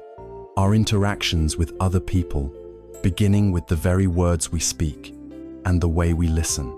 With the inner world stabilized by the practice of equanimity, we are like a calm, deep lake.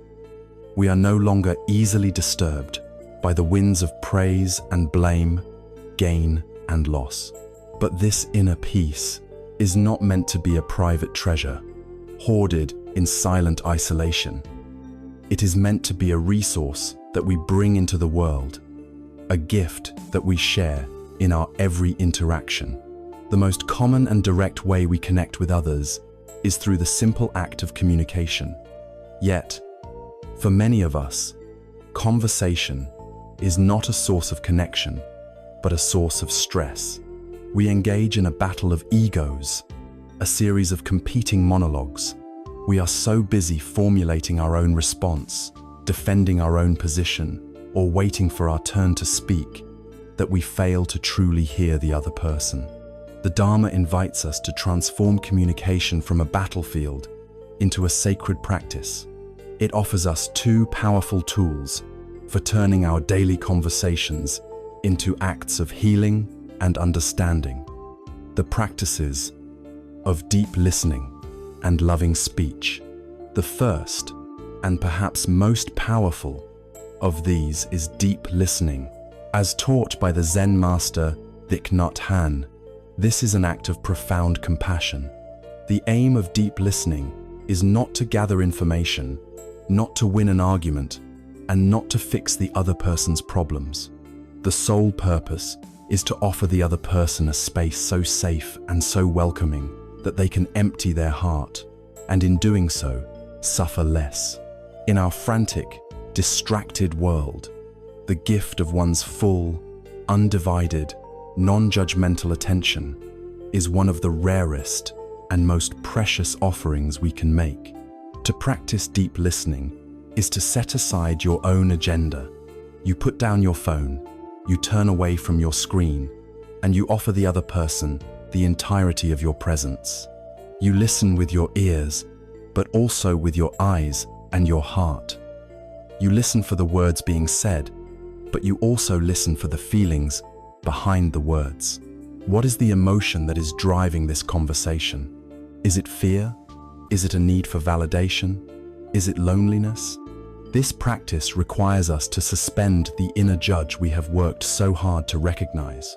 As the other person speaks, we resist the urge to label their words as right or wrong, smart or foolish. We simply receive. We also resist the powerful impulse to immediately offer advice or to fix their problem. While this impulse often comes from a good place, it can subtly invalidate the other person's experience, implying that they are incapable of solving their own issues. More often than not, what people need is not a solution, but a witness. They need the healing that comes from being truly seen and heard. When someone feels that you are listening to them without judgment, without interruption, a kind of magic happens. Their defensiveness melts away. Their heart begins to open.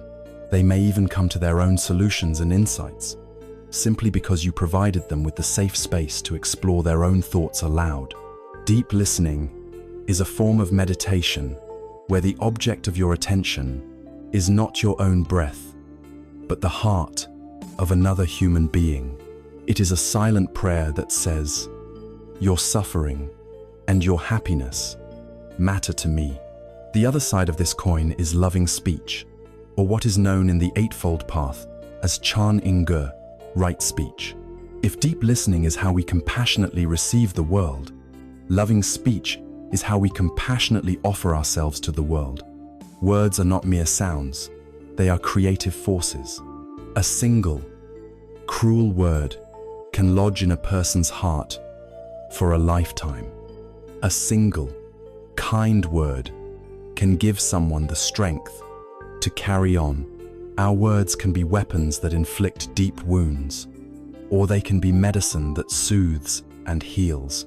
The practice of loving speech is the conscious and skillful choice to use our words as medicine. To help us in this practice, the tradition offers a beautiful and practical filter, sometimes called the 4 gates of speech. Before we speak, we are encouraged to ask our words to pass through these 4 gates. The first gate asks, "Is it true?" This is a commitment to honesty, a refusal to engage in lies, slander, or harmful gossip that is based on falsehood. It asks us to speak from a place of integrity. The second gate asks, "Is it necessary?" This is a powerful and humbling gate. If we were to apply it rigorously, it would likely eliminate a vast percentage of our daily speech. How much of what we say is simply idle chatter noise to fill the silence, or words spoken to bolster our own ego. This gate encourages us to value silence and to speak only when our words have a genuine purpose. The third gate is perhaps the most important. It asks, is it kind? A statement can be both true and necessary, but if it is spoken with cruelty or contempt, it becomes a weapon. This gate asks us to consider the heart of the person we are speaking to. It prompts us to find a skillful, gentle, and compassionate way to communicate, especially when we are delivering difficult truths or offering criticism. The fourth gate adds a final layer of wisdom. It asks, is it the right time and place? A statement that is true, necessary, and kind can still cause harm if it is delivered at the wrong moment. Publicly embarrassing someone, offering unsolicited advice in a moment of crisis, or bringing up a difficult topic when someone is exhausted and emotionally fragile. These are all failures to pass through the fourth gate. Imagine how our world would transform if we all practiced passing our speech through these four gates. Arguments would soften into discussions. Criticism would become constructive feedback. Gossip would wither and die. Our conversations would become a source of nourishment rather than depletion. Of course, even with the best intentions, we will encounter negativity. We will be on the receiving end of words that are untrue, unnecessary, and unkind. Here, the practice of deep listening provides us with a shield of wisdom. The Buddha demonstrated this perfectly in a famous encounter. A man, who was deeply opposed to the Buddha's teachings, came to him one day and began to shout a long and vicious stream of insults. The Buddha did not interrupt. He did not defend himself. He simply sat in silence, listening deeply until the man had exhausted his rage. When the man finally fell silent, panting with exertion, the Buddha spoke calmly. "My friend," he said, "if you prepare a beautiful gift and you offer it to someone, but that person does not accept your gift, to whom does the gift then belong?" The man, taken aback by the strange question, replied, "Well, it would belong to me, of course." The Buddha nodded gently. "Exactly so," he said. "Today, you have offered me a gift of insults and anger. I have chosen not to accept it." This is the profound freedom that these practices offer. We do not have to internalize the negativity of others. Their anger is their creation, their gift. Through the power of silent, mindful presence, we can choose to politely decline it. Deep listening and loving speech are not passive skills. They are active, creative expressions of a mindful and compassionate heart. They are the way we carry our inner peace out into the world, transforming our relationships one conversation at a time. But what do we do when we encounter someone who seems to live in a fortress of negativity, who consistently resists our attempts at kind and open communication? The path offers us a radical final strategy to see these difficult people not as obstacles to our peace, but as our most powerful and precious teachers in disguise. We have explored the path of mindful communication, learning to offer the gifts of deep listening and loving speech. We practice speaking with kindness and honesty, and we practice listening with a heart open to understanding. In many of our relationships, this practice will blossom beautifully, creating deeper connection and harmony. But, inevitably, on our journey, we will encounter a fortress. We will meet people who seem impervious to our best intentions. They may be consistently critical, perpetually angry, deeply negative, or masterfully manipulative. They are the ones who push our buttons, drain our energy, and test the very limits of our practice. Our immediate, habitual reaction is one of frustration, aversion, and blame. We think, "My practice has failed. This person is impossible." They are the obstacle to my peace. This is the moment where the Dharma offers its most radical and transformative teaching on human relationships. It asks us to consider a profound possibility. What if this person is not the obstacle to your practice? What if this person is your practice? What if this difficult individual is, in fact, your most important teacher, disguised in the robes of an antagonist? This is a monumental shift in perspective, moving us from a position of victimhood to one of empowered learning. The central idea is this: the difficult person does not create your suffering. They reveal it. They are a mirror, reflecting back to you the parts of yourself that are not yet at peace. The anger, the impatience, the frustration they trigger in you, these feelings were not injected into you by them. They were already there, dormant seeds in the soil of your mind. The difficult person is simply the rain that causes them to sprout. In the comfort of a quiet meditation hall, or in the company of agreeable friends, it is easy to feel patient and compassionate, but true patience is not forged in tranquility. It is forged in the fire of frustration.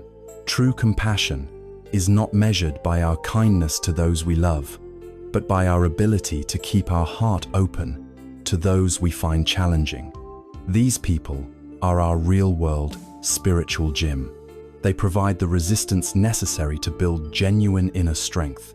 Let us look at the curriculum this challenging teacher offers.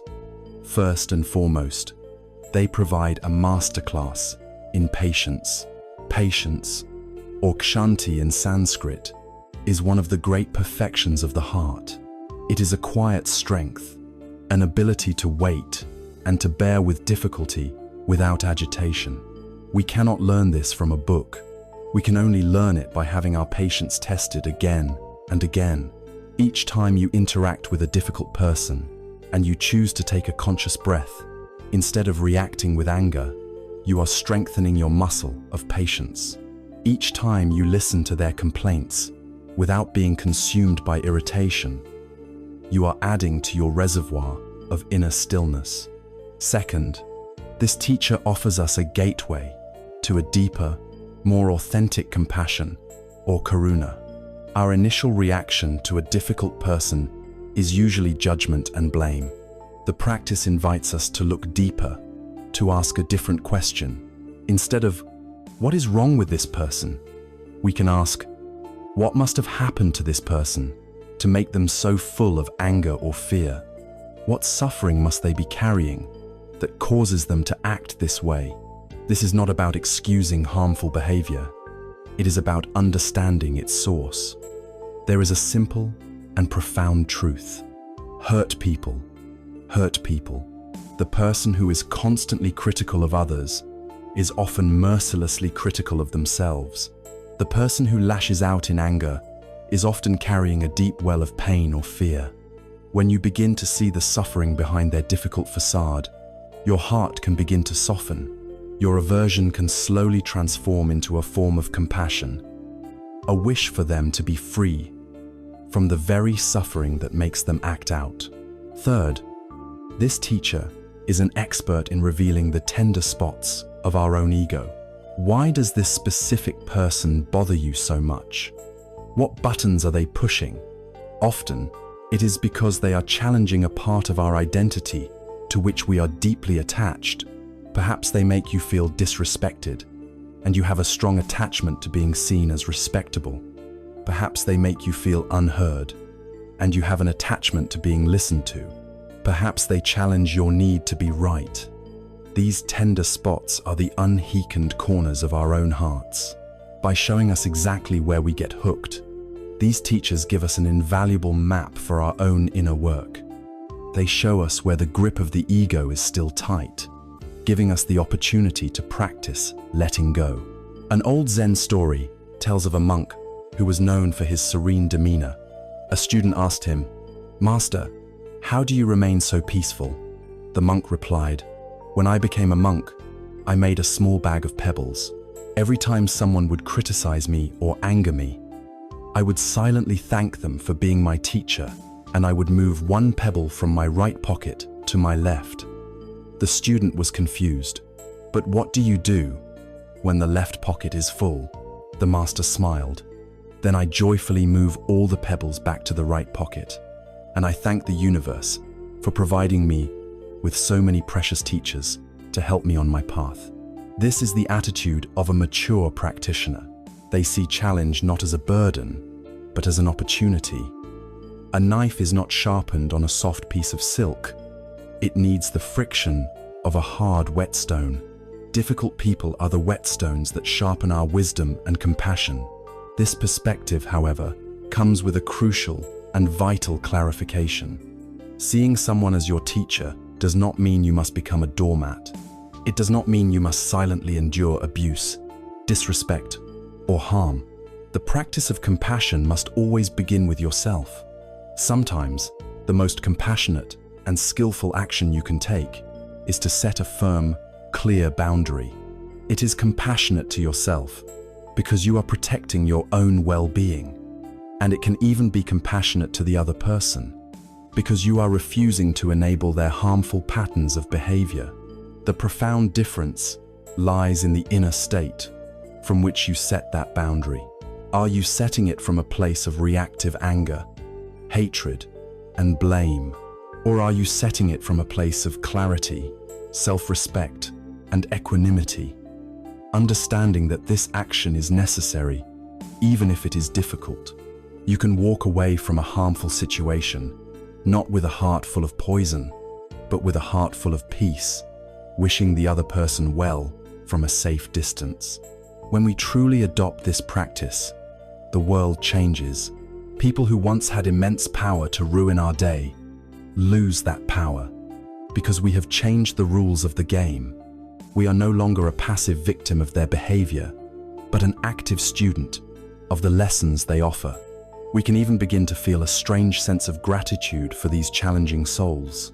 They are the grit in the oyster that creates the pearl. They are the sandpaper that smooths our rough edges. They are the ones who force us to go beyond the shallow piece of a life without problems, and to find the deep, resilient peace of a heart that can be with all of life in its beauty and its difficulty. Having explored how to bring our practice into our most personal and sometimes challenging relationships, we can now widen our lens. How do these same principles of mindfulness, compassion, and equanimity apply not just to individuals, but to the complex, high-pressure environments where we spend so much of our waking lives? This brings us to the marketplace, the modern workplace, and the challenge of finding our center amidst ambition, deadlines, and stress. Having learned to navigate our most intimate and challenging relationships with a degree of mindfulness and compassion, we now turn our attention to the environment where we spend the majority of our waking hours, the workplace. For many in the modern world, the marketplace is not a place of nourishment, but a source of profound and relentless stress. It is a landscape of endless emails, back-to-back meetings, looming deadlines, and unspoken competition. Our minds are fractured, our bodies are tense, and our hearts are often guarded. We may feel that our spiritual practice is something we do in the quiet of the morning, and that the office is a place where we must simply brace for impact and survive. But the Dharma teaches that any place can be a monastery. Any activity can be a meditation. The workplace, with all its pressures and complexities, can be transformed from a battlefield of the ego into a rich and fertile field for practice. This is the art of bringing mindfulness into the marketplace. One of the greatest sources of stress in the modern workplace is the pervasive myth of multitasking. We are conditioned to believe that juggling 5 things at once, answering an email while on a conference call, while planning our next task is a sign of efficiency and importance. In reality, it is a recipe for burnout. The mind is not designed to focus on multiple complex tasks simultaneously. What we call multitasking is actually rapid task switching, a process that drains our cognitive resources, increases the likelihood of errors, and leaves us feeling scattered and perpetually behind. The Buddhist approach is a radical and simple antidote, the practice of single tasking. This is mindfulness in action. When you write an email, just write the email. Bring your full attention to the words on the screen, to the message you wish to convey. When you are finished, consciously close that task and move to the next. When you are in a meeting, just be in the meeting. Listen fully to whoever is speaking. Resist the urge to check your phone under the table or think about your next appointment. By giving your complete attention to one thing at a time, you not only produce higher quality work, but you also bring a sense of peace and order to your mind. You are no longer fighting a multi-front war. You are taking a single deliberate step, one after another. In this focused attention, a state of flow can arise, where the work feels effortless, and the distinction between you and the activity dissolves. This is the joy of a concentrated mind. Of course, the reality of most jobs doesn't allow for long, uninterrupted periods of single tasking. The key, then, is to find sanctuary in the gaps, to weave micro moments of mindfulness into the fabric of your day. You don't need to add meditate for an hour to your already overflowing to-do list. Instead, you can use the day's existing events as triggers for presence. Let the ringing of your phone be a reminder to take one conscious breath before you answer. Let the act of hitting send on an email be a signal to feel your feet on the floor for a moment. As you walk from your desk to the coffee machine, feel the sensation of your body moving, instead of being lost in thought about the meeting you just left. When you get your cup of coffee, take a moment to practice a 1-minute tea meditation. Feel the warmth of the cup in your hands. See the steam rising. Smell the aroma. Before you take the first sip, be fully present. These are not insignificant pauses. They are reset buttons for your nervous system. They are tiny anchors of sanity that punctuate the day, preventing stress from accumulating to an unmanageable level. They are proof that you can find moments of peace anywhere, even in the busiest of environments. We can also bring the heart practices of deep listening and loving speech directly into our professional lives. How many workplace conflicts and misunderstandings arise from poor communication? When we attend a meeting, we can practice listening deeply to our colleagues, setting aside our own agenda to truly understand their perspective. When it is our turn to speak, we can pass our words through the 4 gates. Is what I am about to say true? Is it necessary? Is it kind? Is it the right time? Imagine the impact of writing emails with this filter in mind. We would send fewer reactive, harshly worded messages, and more considered, compassionate, and effective communications. By treating our colleagues not as competitors or as functions, but as fellow human beings who, like us, wish to be happy and free from suffering, we can transform the emotional climate of our workplace. Perhaps the most profound practice of all is to learn to separate our sense of self-worth from the outcomes of our work. In a culture that is deeply attached to success and terrified of failure, our jobs often become the primary source of our identity. Our happiness soars with a promotion and plummets with a failed project. This is the seesaw of the 8 worldly winds, and it is a guaranteed path to anxiety. The practice here is one of equanimity. It is the recognition that you are not your job title, you are not your salary, you are not your successes, and you are not your failures. These are all transient roles and events, passing weather patterns in the sky of your being. The invitation is to shift your focus from the outcome of the work to the quality of the process. There is a story of a Zen potter who was asked for the secret of his beautiful, serene work. He replied, "When I shape the clay, I am not thinking of the pot it will become, or the price it will fetch. I am simply feeling the clay. My mind is with the movement of my hands, the turning of the wheel, the texture of the earth. The piece you see in the pot is simply the piece that was in my mind as I made it. This is the heart of mindful work. We bring our full, caring attention to the task at hand, whether it is shaping clay, writing a report, or serving a customer. We find our satisfaction and our peace in the integrity and presence we bring to the action itself, letting the results take care of themselves.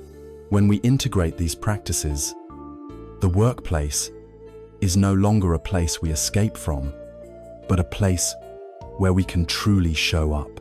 It becomes a dojo for cultivating focus, a laboratory for practicing compassion, and a field for developing wisdom. We learn to meet deadlines with focused attention rather than frantic anxiety. We learn to navigate difficult colleagues with equanimity rather than anger. We learn that it is possible to be both productive and peaceful, ambitious and at ease. This practice of finding peace in the process of our work naturally leads to a deeper inquiry into its purpose. So much of our professional striving is aimed at acquiring wealth and material possessions, believing they will bring us security and happiness. But what does the wisdom of the Dharma have to say about this relentless chase? This question brings us to an exploration of the true nature of wealth and the profound contentment that is found not in accumulation, but in the wealth of simplicity. Having brought a measure of mindfulness to the process of our work, we now arrive at a deeper question concerning its purpose. For many of us, the relentless effort, the long hours, and the daily stress of the marketplace are fueled by a powerful, often unexamined promise, the promise that material wealth will bring us happiness. Our culture is a vast and intricate machine designed to reinforce this belief. Through our screens, in our cities, and in our conversations, we are constantly bombarded with the message that peace of mind is just one more purchase away. A new car will make us feel free. A bigger house will make us feel secure. The right clothes, the right watch, the right phone will make us feel worthy. We see curated images of blissful lives surrounded by beautiful things, and a subtle ache of lack arises within us. This ache is the engine of our economy, and for many, the source of a quiet, lifelong desperation. The Dharma invites us to gently but courageously question this fundamental promise. From the perspective of Buddhist wisdom, the chase for happiness through material acquisition is a journey destined for frustration. It is a direct manifestation of tanha, the insatiable thirst that we have already identified as the root of our suffering. Consumer culture is, in essence, tanha made into an institution. It creates an endless cycle. A desire is sparked. We work to acquire the object of that desire. We experience a fleeting moment of pleasure upon its acquisition. And then, inevitably, the novelty fades. The new car gets a scratch. A newer, better model is released. The initial thrill subsides, and we are left with a familiar sense of emptiness, already scanning the horizon for the next thing to fill it. This is the hedonic treadmill, and it is a race no one has ever won. This cycle is also a perfect illustration of viparinama dukkha, the suffering of change. The happiness that depends on external things is inherently unstable, because all external things are subject to the universal law of Anicca, impermanence. Possessions break, they are lost, they go out of fashion. To place our hope for lasting peace in things that are fundamentally not lasting is to build our house upon the sand. It is important to clarify that this teaching is not a condemnation of wealth itself, nor is it an instruction that everyone must live a life of extreme poverty. The Buddha taught the middle way, a path that avoids the extremes of both sensual indulgence and severe self-denial. The problem is not money. The problem is the attachment to money. It is the delusion that material things can provide a true and lasting refuge. A person can be a millionaire and be free from attachment, finding joy in generosity and simplicity, while another person, with very little, can be utterly consumed by the craving for what they don't have. The issue is not the number in your bank account, but the state of your heart. The aim is not poverty, but a voluntary simplicity, a life where we are no longer a slave to our own desires. If craving is the poison, the most powerful antidote is the practice of gratitude. Craving is a mind that is focused on what is missing. Gratitude is a mind that is focused on what is present. They are mutually exclusive states. You cannot be simultaneously consumed by want and filled with appreciation. Gratitude is a practice that retrains our attention. It is a conscious choice to turn away from the narrative of lack and to recognize the immense abundance that already surrounds us. This practice can be as simple as taking a moment before you eat to reflect on the food on your plate. The sunshine, the rain, the soil, the farmer, the truck driver, the grocer, all the countless conditions and people that had to come together for you to have that meal. It can be the practice of keeping a small journal and writing down 3 things you are grateful for at the end of each day. It might be as simple as the warmth of your bed, a conversation with a friend, or the ability of your body to breathe on its own. By consciously practicing gratitude, we shift our perspective from a poverty of desire to a wealth of appreciation. We discover that we already have enough. We are enough. This leads to a fundamental redefinition of what it means to be wealthy. Our society teaches us to measure wealth in numbers and possessions. The Dharma invites us to measure it in qualities of heart and mind. What is true wealth? True wealth is a mind that is free from anxiety and agitation. It is a heart that is filled with kindness and compassion. It is the joy of meaningful relationships. It is the freedom that comes from having few wants. It is the ability to find delight in simple, non-transactional pleasures. A walk in the woods, the sound of rain, the taste of clean water, the beauty of a genuine smile. This is a profound, unshakable wealth that no economic downturn can erase and no thief can steal. There is an old story of a powerful king who, despite having every imaginable luxury, was restless and unhappy. He heard tales of a hermit who lived in a cave in the mountains, a man who owned nothing but a single robe and a begging bowl, yet was said to be the most contented man in the kingdom. Driven by curiosity, the king made the arduous journey to the hermit's cave. He found the old man sitting peacefully, radiating a palpable sense of joy. "I am a king," he announced. "I have palaces, armies, and mountains of gold, yet I am miserable. You have nothing, yet you seem to be the happiest man alive. What is your secret?" The hermit smiled gently and replied, "Your Majesty, the secret is simple. You believe that you are a poor man who needs many things to be happy. I believe that I am a rich man who needs nothing." The king had spent his entire life trying to accumulate more, while the hermit had found his riches in letting go. His wealth was his freedom. This is the wealth of simplicity.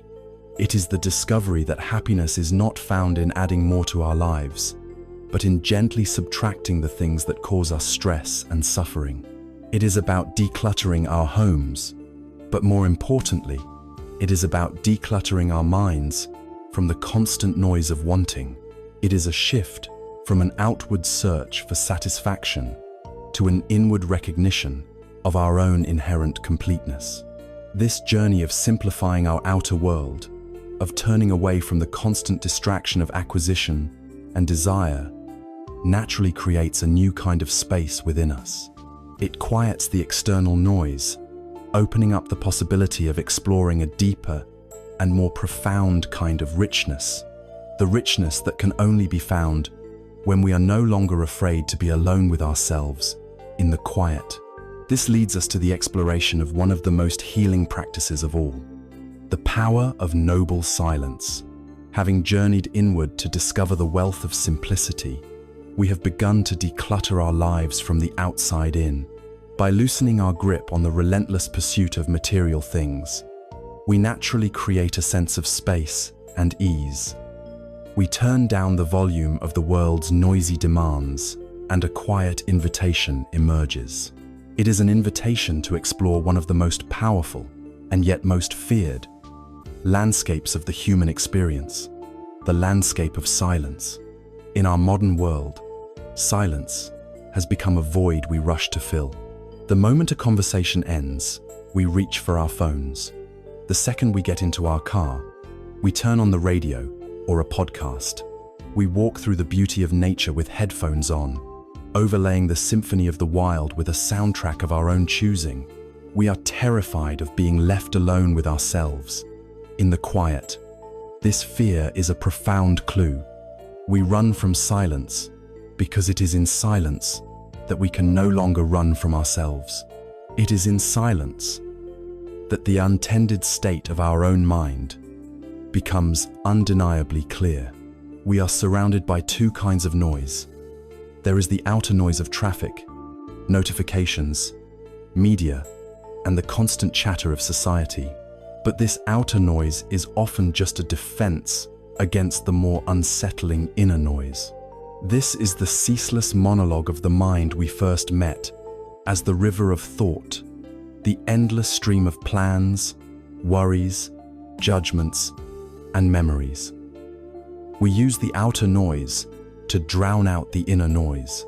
We keep ourselves so busy, so stimulated, so entertained, that we never have to face the anxiety, the loneliness, or the unresolved emotions that are churning just beneath the surface.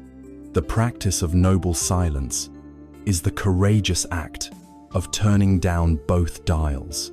It is not just the absence of talking, it is the intentional cultivation of a quiet sanctuary for the heart and mind. The Buddha called it Arya Tushnimbhava, or noble silence, because it is not an empty, dead state. It is a noble endeavor undertaken for the purpose of wisdom and liberation. Imagine taking a clear glass jar and filling it with water and a handful of dirt and sand. If you shake the jar, the water becomes opaque and cloudy. You cannot see through it. This is the state of our mind when it is constantly agitated by outer and inner noise. It is impossible to see things clearly. The practice of noble silence is the simple act of placing the jar on a steady surface and allowing it to be still. You do not have to do anything to the water. You simply leave it alone, and slowly, patiently, the laws of nature take over. The heaviest particles of dirt begin to settle, then the sand, then the fine silt. Over time, the water becomes clear again. The dirt has not vanished. It is still there at the bottom, but it no longer obscures your vision. Our minds are just like this. Silence is the act of letting the agitated thoughts, the mud of our worries and fears, settle to the bottom. In the clarity that emerges, we can finally see ourselves and the world as they truly are. How do we practice this in a world that never stops talking? You do not need to immediately depart for a 10-day silent retreat, though such experiences can be transformative. You can begin by weaving small pockets of noble silence into the fabric of your life.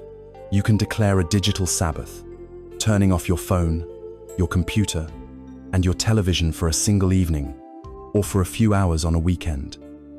At first, this may feel deeply uncomfortable. You may feel bored, restless, or anxious. This is the mind in withdrawal from its addiction to stimulation. Be with that discomfort, gently. Notice it, breathe with it, and see what happens when you don't immediately rush to fix it. You can practice a silent commute, driving to work without the radio on, simply observing the world around you. You can take a silent walk, leaving your headphones at home, and listen instead to the sounds of your own footsteps. The wind in the trees, the calls of the birds. You can choose to eat one meal a day in silence, truly tasting your food, experiencing its textures and flavors, without the distraction of a screen or conversation. When you begin this practice, you may find that the inner noise seems to get louder. This is normal. It is because the outer noise that was masking it has been removed. You are simply becoming aware of the baseline level of static that is always present in your mind. But if you persist, something remarkable begins to happen. The jar of water begins to settle. In the growing stillness, you start to hear things you couldn't hear before. You may become aware of a subtle tension you've been holding in your shoulders for years. You may finally hear the quiet voice of your own intuition, offering an insight into a problem you've been struggling with. An old, unresolved sadness may surface, not as a terrifying monster, but as a gentle wave, finally asking for the compassionate attention it needs to be healed and released. You begin to develop a new relationship with yourself, one based not on distraction, but on deep, intimate listening. Those who have undertaken a formal meditation retreat know this process intimately.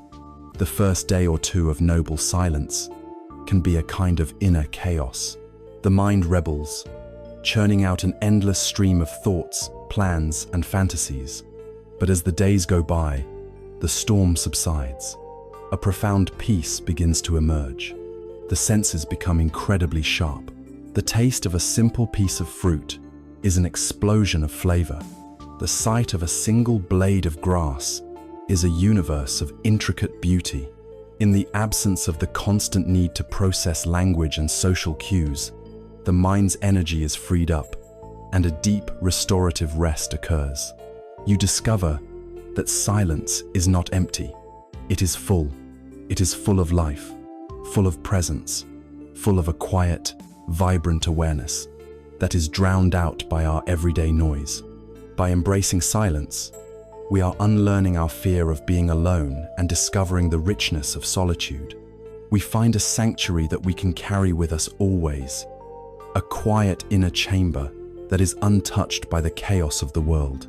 It is here, in the stillness, that we gather our strength, heal our wounds, and connect with our deepest wisdom. This inner stability and clarity, cultivated in the sanctuary of silence, becomes our greatest resource. It equips us to face one of the most fundamental anxieties of the human condition, the fear of the future. We spend so much of our mental energy trying to plan for, predict, and control what is to come. The practice of silence teaches us to be at peace with the profound reality of the present moment, which is the only real preparation there is for stepping bravely into the great unknown. It gives us the courage for our next step on the path, walking into the mist. From the quiet sanctuary of inner silence, we gather our strength and our clarity. We have learned to be still, to listen deeply to ourselves, and to find a place of refuge that is independent of the world's noise. This inner stability is not an end in itself. It is the essential preparation for engaging with life in a wiser, more courageous way. It equips us to face one of the most deep-seated sources of human anxiety, our relationship with the future. Our mind is like an anxious fortune teller, constantly trying to peer through the veil of time. It spends countless hours and immense energy running simulations, creating what-if scenarios, and trying to construct a future that is safe, predictable, and free from pain. We draft meticulous 5-year plans. We worry about our health in old age. We fret over our children's futures. We lose sleep over tomorrow's presentation. This relentless mental activity is born from a desire for control. We believe that if we can just anticipate every possibility, We can build a fortress that will protect us from the hardships of life. But this quest for certainty, intended to bring us peace, is the very thing that steals it. It pulls us out of the reality of our lives today and traps us in a phantom world of tomorrow that may never arrive. The wisdom of the Dharma begins with a gentle but radical acceptance of a simple truth. The future is unknowable. Life is not a straight, predictable line. It is a vast, infinitely complex web of interconnected causes and conditions. Our attempts to control it are like trying to command the ocean tides. We can build our sandcastles of plans and expectations, but the nature of reality is that the tide will inevitably come in. How rarely do our lives unfold exactly as we have planned? How often do our greatest worries fail to materialize, while unexpected challenges and surprising joys appear from nowhere? To live in a constant state of planning and worrying is to live in a state of fiction. It is to be at war with the very nature of existence. And this is a war that can only lead to exhaustion and disillusionment. The path to peace is not found in better predictions or more elaborate plans. It is found in completely changing our orientation. The practice is to let go of the impossible task of seeing the destination and to instead bring our full and undivided attention to the single step we are taking right now. Imagine you are walking through a thick, dense mist. You cannot see the mountain peak ahead. You cannot even see the turn in the path 100 feet away. All you can see is the small patch of ground directly in front of you, just enough to place your next footsteps safely. In this situation, what is the most intelligent way to proceed? To stand still and panic about the unseen destination would be useless. To run blindly forward would be reckless.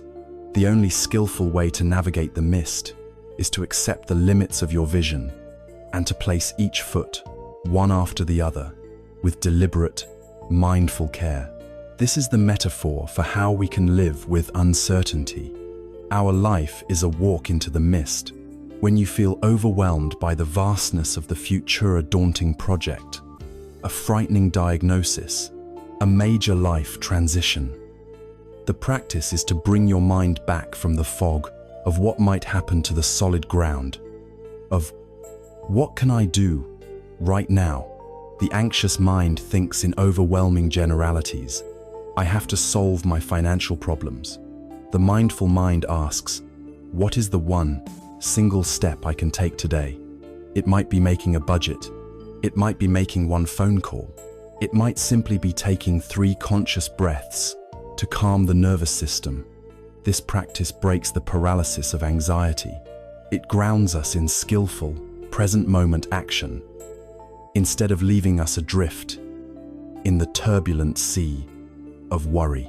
We stop trying to control the entire path and focus only on walking this one step with as much grace and integrity as we can muster. There is a profound trust that develops from this practice. It is not a blind faith that everything will be okay. It is a grounded confidence in the process itself. You begin to understand that the future is not a pre-written destination you are trying to find. The future is what you are creating with every step you take now. If you walk with anger, you are walking towards an angry future. If you walk with anxiety, you are walking towards an anxious future. But if you learn to walk each step with mindfulness, with kindness, with compassion, you are creating a path of wholesomeness. You don't need to see the destination to trust that a path made of good steps will lead to a good place. You take care of the causes, and the effects will take care of themselves. This perspective also invites us to re-examine our relationship with not knowing. Our culture sees not knowing as a weakness, a problem to be solved. The Dharma sees it as a gateway to freedom and possibility. When we are tightly attached to a specific plan, We are closed off to life's infinite creativity. We may miss unexpected opportunities and spontaneous moments of joy that don't fit into our narrow agenda. When we learn to be comfortable in the space of not knowing, we become more flexible, more adaptable, and more open. We are no longer trying to force our will upon the world, but are learning to dance with the world as it is. We let go of the rigid script and allow ourselves to be surprised. There is immense relief in this. The crushing burden of having to figure everything out is lifted from our shoulders. We can finally relax, breathe, and allow life to unfold. This does not mean we become passive or irresponsible. We still make plans, we still set goals, we buy insurance, and we save for retirement. These are skillful actions. The difference is in the inner attachment. We make our plans, and then we hold them lightly. We do our best. We plant our seeds, and then we let go of the results, understanding that the final outcome is not, and never was, entirely in our control. The antidote to the fear of the future is not more information. It is deeper presence.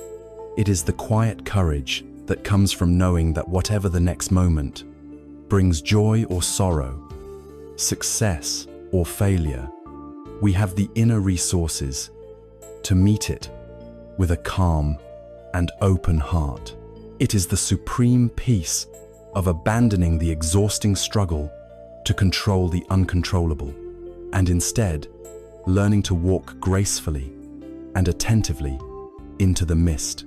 This courageous acceptance of uncertainty allows us to face the great, unfolding mystery of our lives with grace. And there is no aspect of our lives where this mystery is more intimate, more personal, and more challenging to our need for control than in the undeniable and ever-changing reality of our own physical bodies. This leads us to the practice of befriending one of the most feared aspects of the human journey, the process of aging. Having learned to walk with courage into the mist of the unknown future, we now turn this gentle, accepting awareness to the most intimate and undeniable territory of change in our lives, our own physical body. Our culture is engaged in a frantic, undeclared war against time. We are taught to worship at the altar of youth, to see aging not as a natural and graceful unfolding, but as a disease to be fought, a failure to be hidden, a catastrophe to be endlessly delayed. We invest immense energy, resources, and anxiety in the battle against wrinkles, grey hair, and the simple, honest force of gravity. This war is a painful one, and it is a war that no one has ever won. The Dharma invites us to lay down our arms, to call a truce with our own bodies, and to make peace with the beautiful, poignant, and inevitable process of our own unfolding. It asks us to consider a radical idea. What if our aging body is not our enemy, but our most profound and intimate teacher? This body, in its constant state of flux, is our most immediate and irrefutable evidence of Anicca, the law of impermanence. While we may be able to ignore this truth in other areas of our lives, the body never lets us forget. Every new ache, every change we see in the mirror, every subtle shift in our energy is a silent Dharma talk on the nature of reality. It is a constant, gentle reminder that nothing is static, that everything is a flowing process. Our usual response to these reminders is aversion. We judge, we criticize, we resist. I hate this wrinkle. I can't believe my back hurts again. My body is failing me. This is the second arrow, the self-inflicted wound of mental anguish on top of the physical reality. The practice of mindfulness of the body, or kayanupassana, is to change this relationship. It is to learn to inhabit our bodies with kindness and curiosity, rather than with judgment and fear. It is to look in the mirror and meet our own reflection, not with a critical eye, but with a friendly one. It is to feel an ache in our knee, and to meet that sensation with gentle awareness, rather than with a story of decline and despair. It is the simple, profound act of befriending the vessel that is carrying you through this life. To aid us in this profound acceptance, the Buddha offered a powerful contemplation known as the 5 daily remembrances. This is not a morbid practice designed to make us depressed, but a liberating one designed to free us from our delusions and align us with the truth. To reflect on them daily is to water the seeds of wisdom and peace. The first remembrance is, I am of the nature to grow old. There is no way to escape growing old. When we truly and deeply accept this, the frantic struggle against time begins to subside. We can let go of the exhausting pretense of eternal youth. We are freed from the anxiety of trying to be something we are not, and we can instead relax into the grace and dignity of our actual age. The second is, I am of the nature to have ill health. There is no way to escape ill health. We live with the illusion of perpetual wellness, and so when sickness inevitably comes, we feel it as a personal affront, an injustice. By acknowledging our inherent vulnerability, we are not inviting sickness, but preparing our minds to meet it with less shock, less resistance, and more gentle self-compassion when it does arrive. The third is, I am of the nature to die. There is no way to escape death. In our culture, death is the ultimate taboo. We hide it away and refuse to speak its name. But the wise have always known that to contemplate death is to truly begin to live. When we know our time is finite, our priorities become crystal clear. We stop wasting our precious moments on trivial arguments and meaningless pursuits. We are inspired to love more fully, to forgive more easily, and to cherish the beauty of each day. The fourth is, all that is dear to me and everyone I love are of the nature to change. There is no way to escape being separated from them. This is a difficult truth, but accepting it does not diminish our love. It deepens it. Knowing that we cannot hold on to anyone or anything forever encourages us to be more present, more appreciative, and more loving with our dear ones right now, in this moment. The fifth and final remembrance is, my actions are my only true belongings. I cannot escape the consequences of my actions. My actions are the ground upon which I stand. This is the empowering pivot of the practice. While everything else, our body, our health, our loved ones, our possessions is subject to change and loss beyond our control, our own intentions and actions are our true inheritance. This is where our freedom and our creative power lie. This remembrance inspires us to live a life of integrity, kindness, and wisdom, for this is the only true legacy we can leave. As we internalize these truths, our entire approach to self-care begins to shift. We still eat well, we still exercise, we still rest, but the motivation changes. We are no longer doing these things in a desperate fight to preserve our youth. We are doing them as an act of gratitude and respect for the precious body that has served us so well. It is like tending to a beloved, aging temple. You would not try to make the ancient wood look new, but you would care for it, protect it from the elements, and honor its sacredness. We learn to care for our bodies with this same reverence, not as a machine to be fixed, but as a mystery to be honored. And in this acceptance, we open ourselves to the possibility that aging is not just a process of decline, but also one of potential growth. While our culture only sees the losses of aging, it is blind to the gifts. There is the gift of perspective, the long view that sees through the trivial dramas that so consume the young. There is the gift of letting go, a natural shedding of the heavy burdens of ambition, competition, and the need for others' approval. And there is the gift of wisdom, the kind of deep understanding that can only be distilled from a lifetime of experience, of joys and sorrows, of successes and failures. To befriend the aging process is to make ourselves available for these gifts. By making peace with our own changing bodies, we are making peace with the fundamental rhythm of life itself. We are ceasing our war with reality and learning to flow with it. We honor the spring of our youth, the summer of our adulthood, and we can also learn to honor the autumn and winter of our later years, seeing the unique beauty and wisdom inherent in each season. This deep acceptance of our personal, physical journey is a profound practice. By making peace with these fundamental truths of existence impermanence, uncertainty, aging, we have laid the groundwork for a truly integrated spiritual life.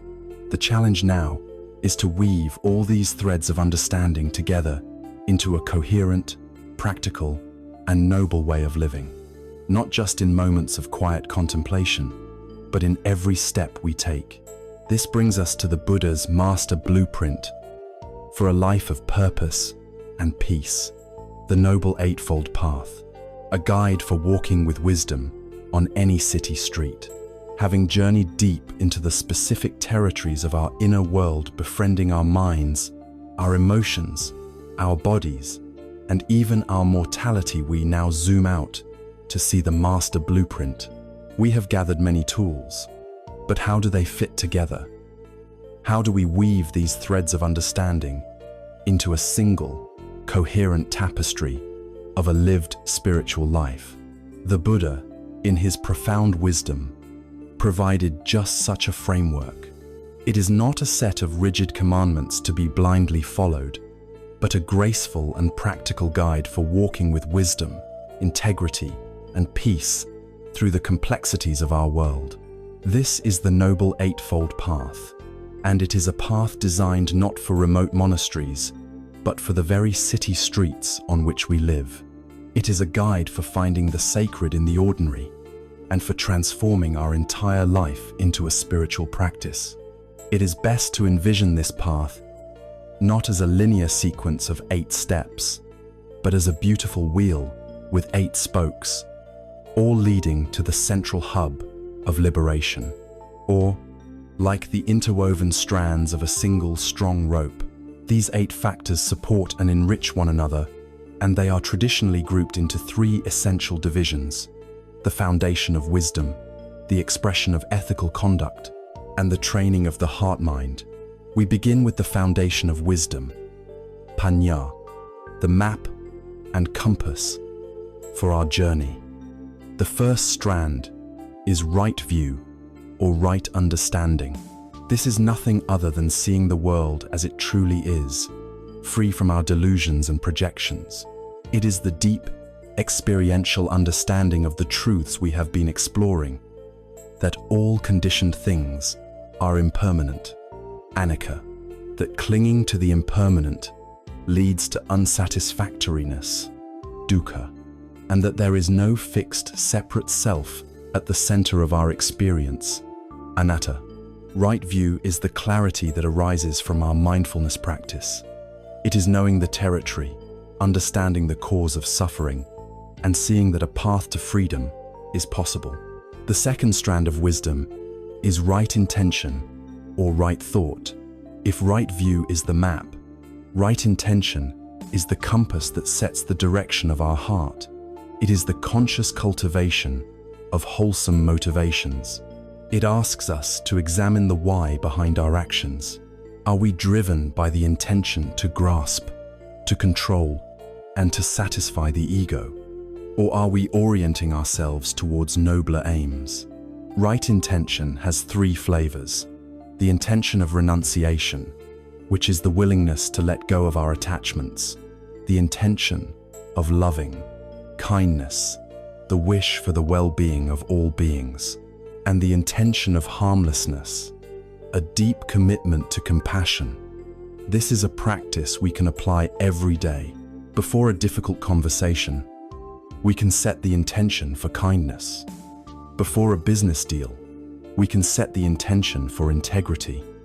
This sets the entire tone for our actions. Next, we have the division of ethical conduct, sila. This is how our inner wisdom expresses itself in our interactions with the world. It is about aligning our outer actions with our inner values. The third strand is right speech, which we have explored as loving speech. It is the practice of abstaining from lying, divisive speech, harsh speech, and idle chatter. It is using our words to heal and connect, not to harm or divide, by passing them through the gates of truth, necessity, kindness, and right timing.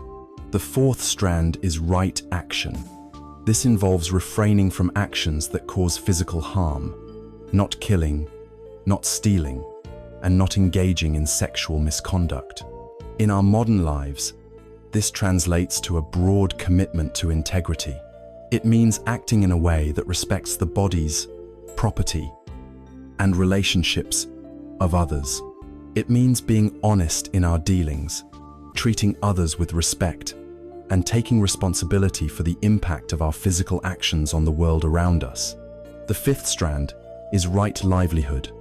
This asks us to earn our living in a way that does not bring harm to ourselves or to others.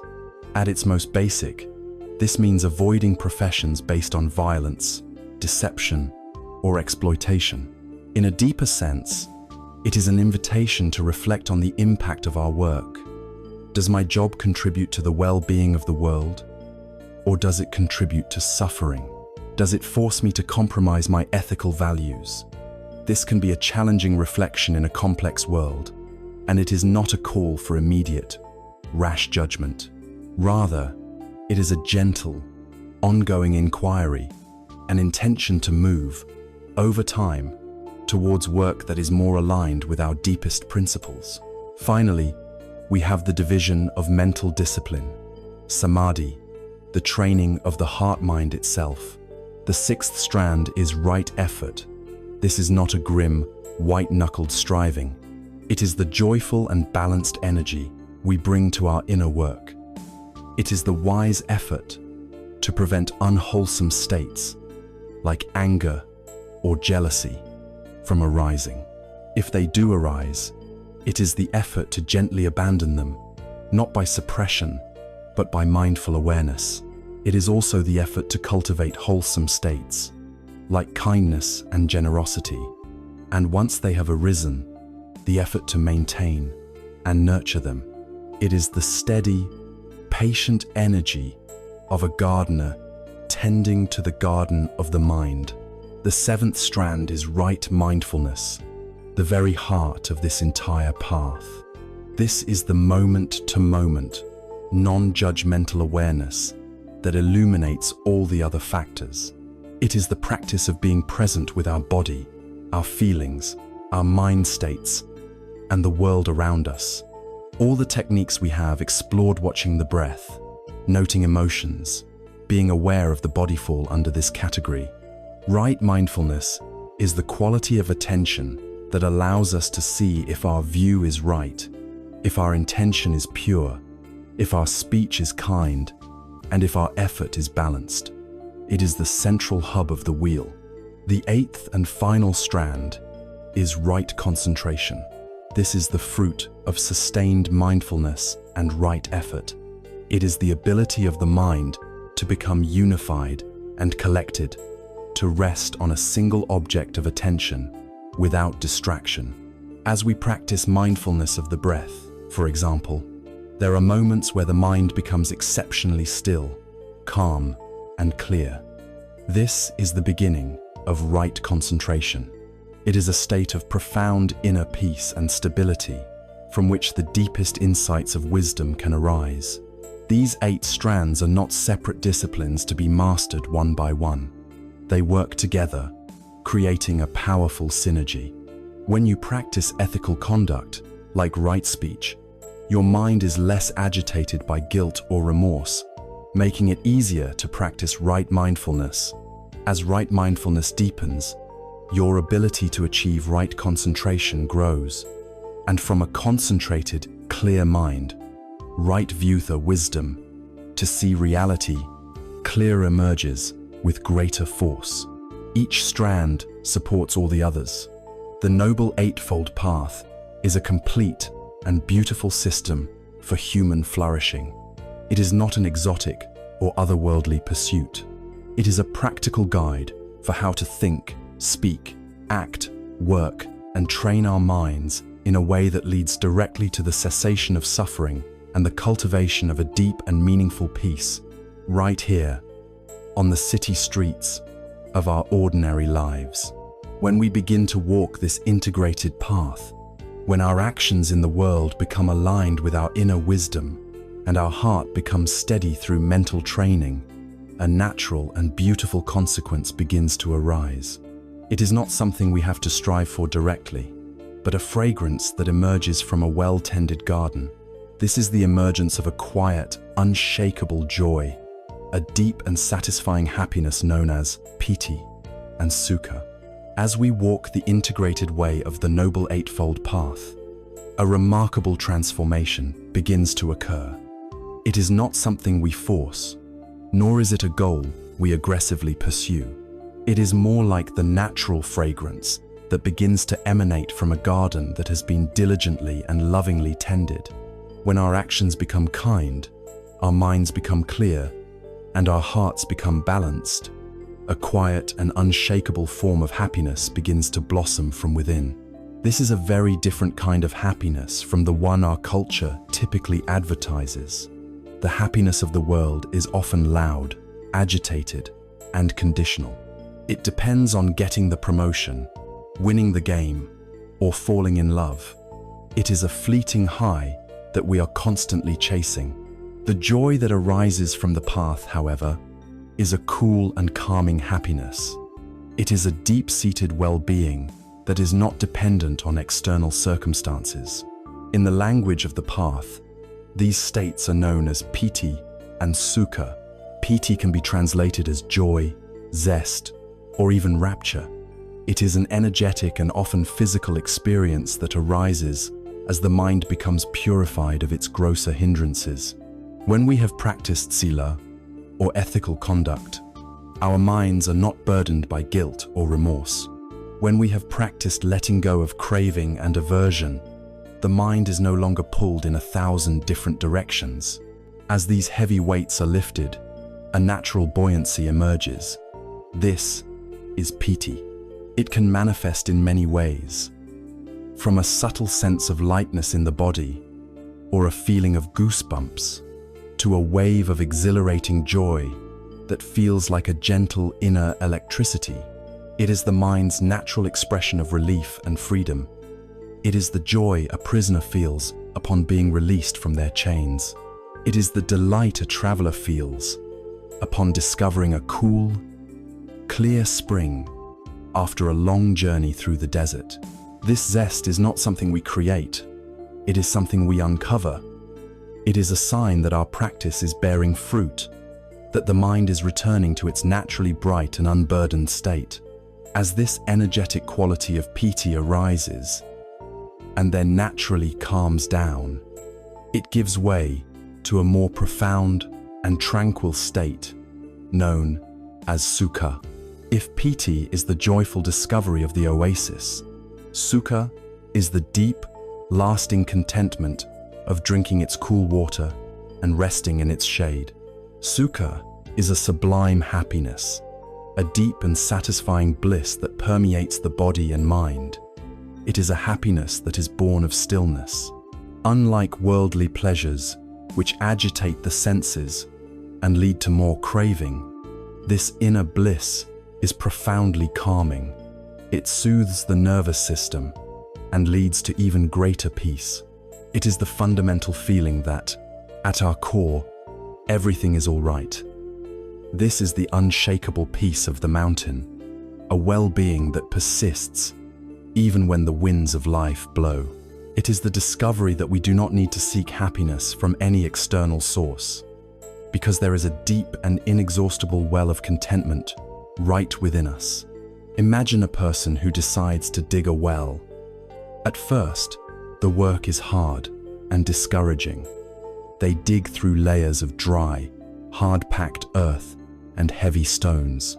This is like the beginning of our spiritual practice, where we confront the hardness of our conditioning, the rocks of our resistance, and the dryness of our distracted minds.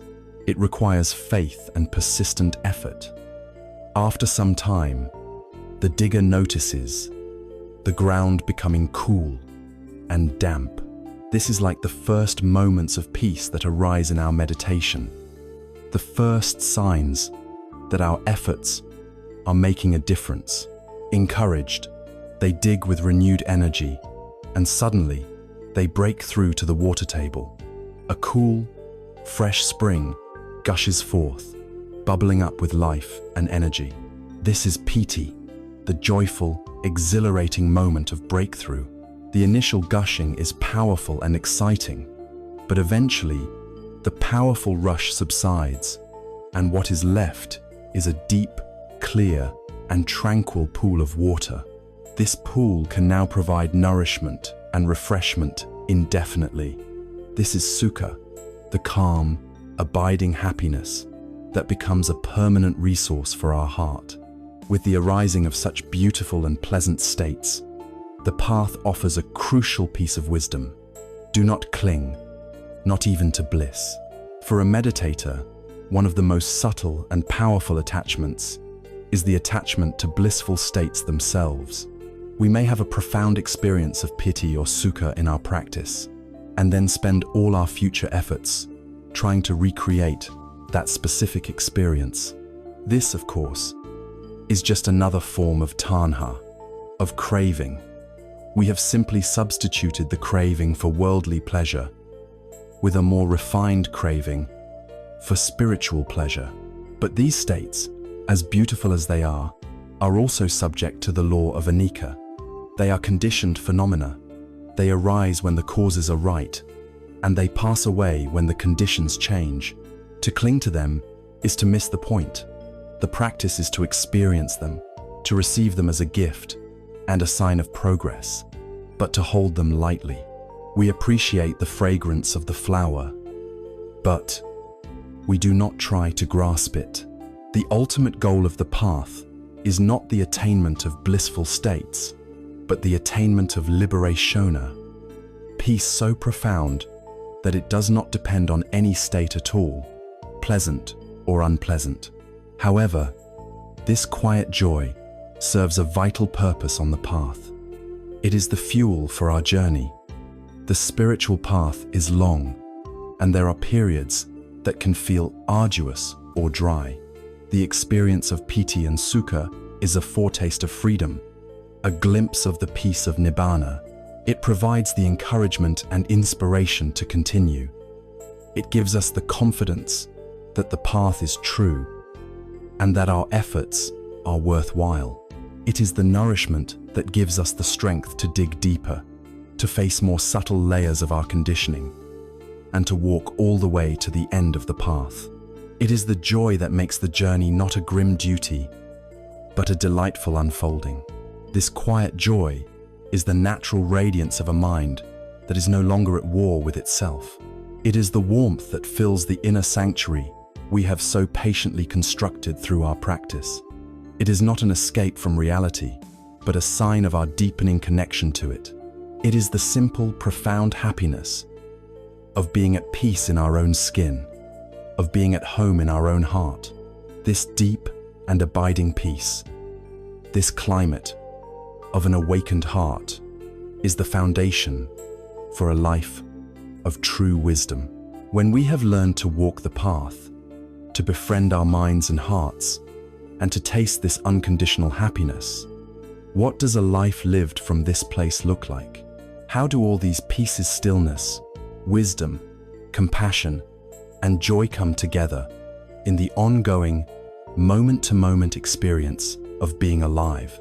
This brings us to the culmination of our journey, the state of being fully awake in the dream of life. We have walked a long and meaningful path together, from the diagnosis of our shared, subtle unease, to the discovery of its cause, and the hopeful revelation that a cure exists. We have explored the practical steps of this path, a way of cultivating wisdom of refining our conduct, and of training the restless heart. We have examined the profound truths of impermanence and not self, and we have opened ourselves to the boundless states of loving kindness, compassion, appreciative joy, and equanimity.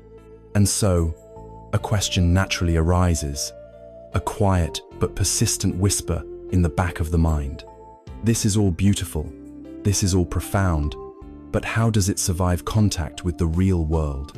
How do these ideals of stillness and clarity apply to my life? A life of deadlines and traffic, of digital notifications and family obligations. My life is not a silent monastery on a remote mountain. My mind is not a tranquil lotus pond. And that is precisely the point. The ultimate aim of the practice is not to retreat from the world, but to engage with it more fully, more skillfully, and with a more resilient and compassionate heart. The goal is not to build walls around us to keep the chaos out, but to dissolve the walls within us that separate us from our own capacity for peace. The monastery is not a physical location you must travel to. It is a portable sanctuary you learn to build inside yourself. It is a state of mind, and its foundation is the practice of bringing this awareness into the very fabric of your daily life. Consider the moments of your day that you might label as wasted time or dead time. The commute to work, stuck in a river of steel and red brake lights. The 10 minutes waiting in line at the grocery store. The time spent stirring a pot on the stove. Our habit, our conditioning, is to fill these moments with distraction. We reach for the phone. We turn up the radio. We fume with impatience, wishing we were somewhere else, doing something else. But what if these moments were not obstacles, but opportunities? What if the traffic jam became your meditation hall?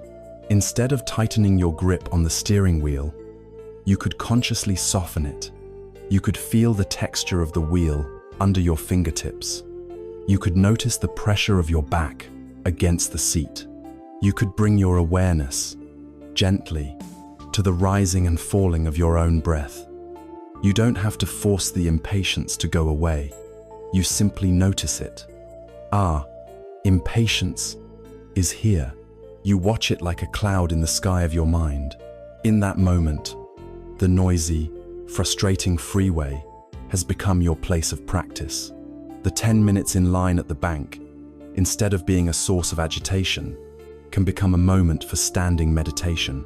Feel the soles of your feet on the ground, the subtle shifts in balance. Observe the people around you, not with judgment, but with a simple, open awareness. See the tired look on one person's face, the smile on another's. The mundane task of washing the dishes can be transformed from a chore into a rich sensory experience. Feel the warmth of the water on your hands. Smell the scent of the soap. Hear the sound of the water. In these small, overlooked moments, we train the mind to come home to the present. We are not seeking a special experience. We are simply learning to be fully present for the ordinary ones. This is how the monastery is brought into your kitchen. Beyond these moments of passive waiting, the practice finds its most potent application in the midst of our active challenges, in the very moments we feel most overwhelmed. A difficult conversation with a loved one, or a colleague, for instance, can become a laboratory for the Eightfold Path. Our automatic tendency is to listen only to form a rebuttal, to defend our fixed position, our ego, but the practice invites a different way. It invites us to practice right speech, to pause before we speak, and ask if our words will be true, kind, and beneficial. It invites us to practice compassion, to try and understand the suffering or fear that might be motivating the other person's words. It invites us to practice mindfulness, to notice the feeling of defensiveness rising in our own chest, the heat in our face, the tightening in our stomach. We don't have to be swept away by these feelings. We can acknowledge them, breathe with them, and create a small space of freedom in which to choose a more skillful response. Perhaps the most powerful example of this is a common one that many parents will recognize instantly. Imagine a parent, late at night, exhausted from a long day, and then a baby begins to cry. The sound itself can be a powerful trigger. Instantly, the body tenses, the mind floods with thoughts of frustration. Why now? I just want to rest. This is the automatic, conditioned reaction. Stress hormones flood the system. The response to the child is likely to be colored by this inner state of agitation. But here, in the middle of the night, in the heart of exhaustion and frustration, lies an extraordinary opportunity. The cry of the baby, instead of being just a trigger for stress, can become a bell of mindfulness. The sound arises. Instead of reacting instantly, the parent can learn to pause, just for a single breath. In and out. In that tiny space, they can acknowledge the inner reality. Exhaustion is here. Frustration is here. They offer a moment of compassion to themselves for feeling this way. Then, having acknowledged their own state, they can turn their attention to the child, not reacting to the noise, but responding to the unspoken need. Is it hunger? Is it fear? Is it a need for comfort? The action might be the same. They still go to the child. But the inner quality of that action is transformed. It is no longer born of frantic, stressed-out reaction, but of a grounded, compassionate presence. This is the practice in its most profound and practical form. This is the monastery being built, right there, in the nursery at 2 in the morning. The overflowing email inbox, the constant ping of notifications. Each one can be a similar bell, reminding us to breathe, to reclaim our agency, to choose our response, rather than being pulled from one digital demand to the next. This integration doesn't require you to set aside an hour for formal meditation every day, although that is immensely beneficial. The practice can be woven into the day through what are sometimes called micro-practices. The simplest and most powerful of these is the single, mindful breath. Before you pick up the phone, after you hang up, before you send that important email, before you step out of your car at work, just pause and take one full, conscious breath. Inhaling. You know you are inhaling. Exhaling. You know you are exhaling. That's it. It may seem insignificant, but this tiny act is a revolution. It is a reset button for the nervous system. It creates that sacred space between stimulus and response, the space where our freedom and our wisdom reside. It is also important to remember that this journey is not meant to be a solitary one. The Buddha emphasized the importance of Sangha, of a community of fellow practitioners. In the modern world, this doesn't necessarily mean joining a literal monastery. It can be a friend with whom you can speak openly about your practice. It can be a local sitting group or an online community. This connection is vital. It provides support, helps to clarify our understanding, and reminds us that our struggles are not unique to us. The Sangha normalizes the path and holds us in a field of shared intention, which is a powerful force for encouragement. Finally, and perhaps most crucially, we must let go of perfectionism. When you begin this practice, you will forget. 1,000 times a day, you will get lost in thought, caught in reaction, swept away by an old habit. Your mind will wander. You will get angry. You will feel impatient in the traffic jam. This is not a sign of failure. It is simply the nature of a mind that has been conditioned for decades to behave in this way.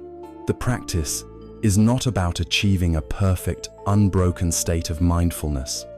The practice is the gentle, compassionate act of beginning again.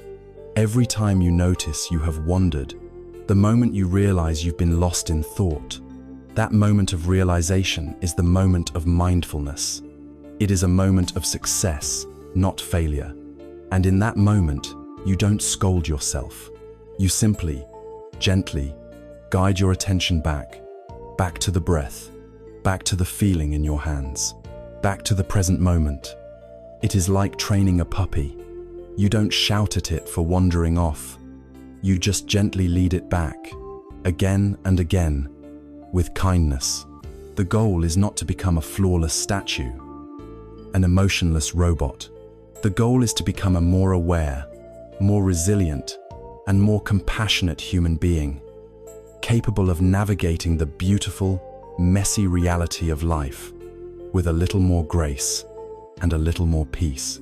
The chaos of the world will continue to arise, but now we have the tools to meet it. We understand that the monastery is not a building, but a way of being, and its doors are always open.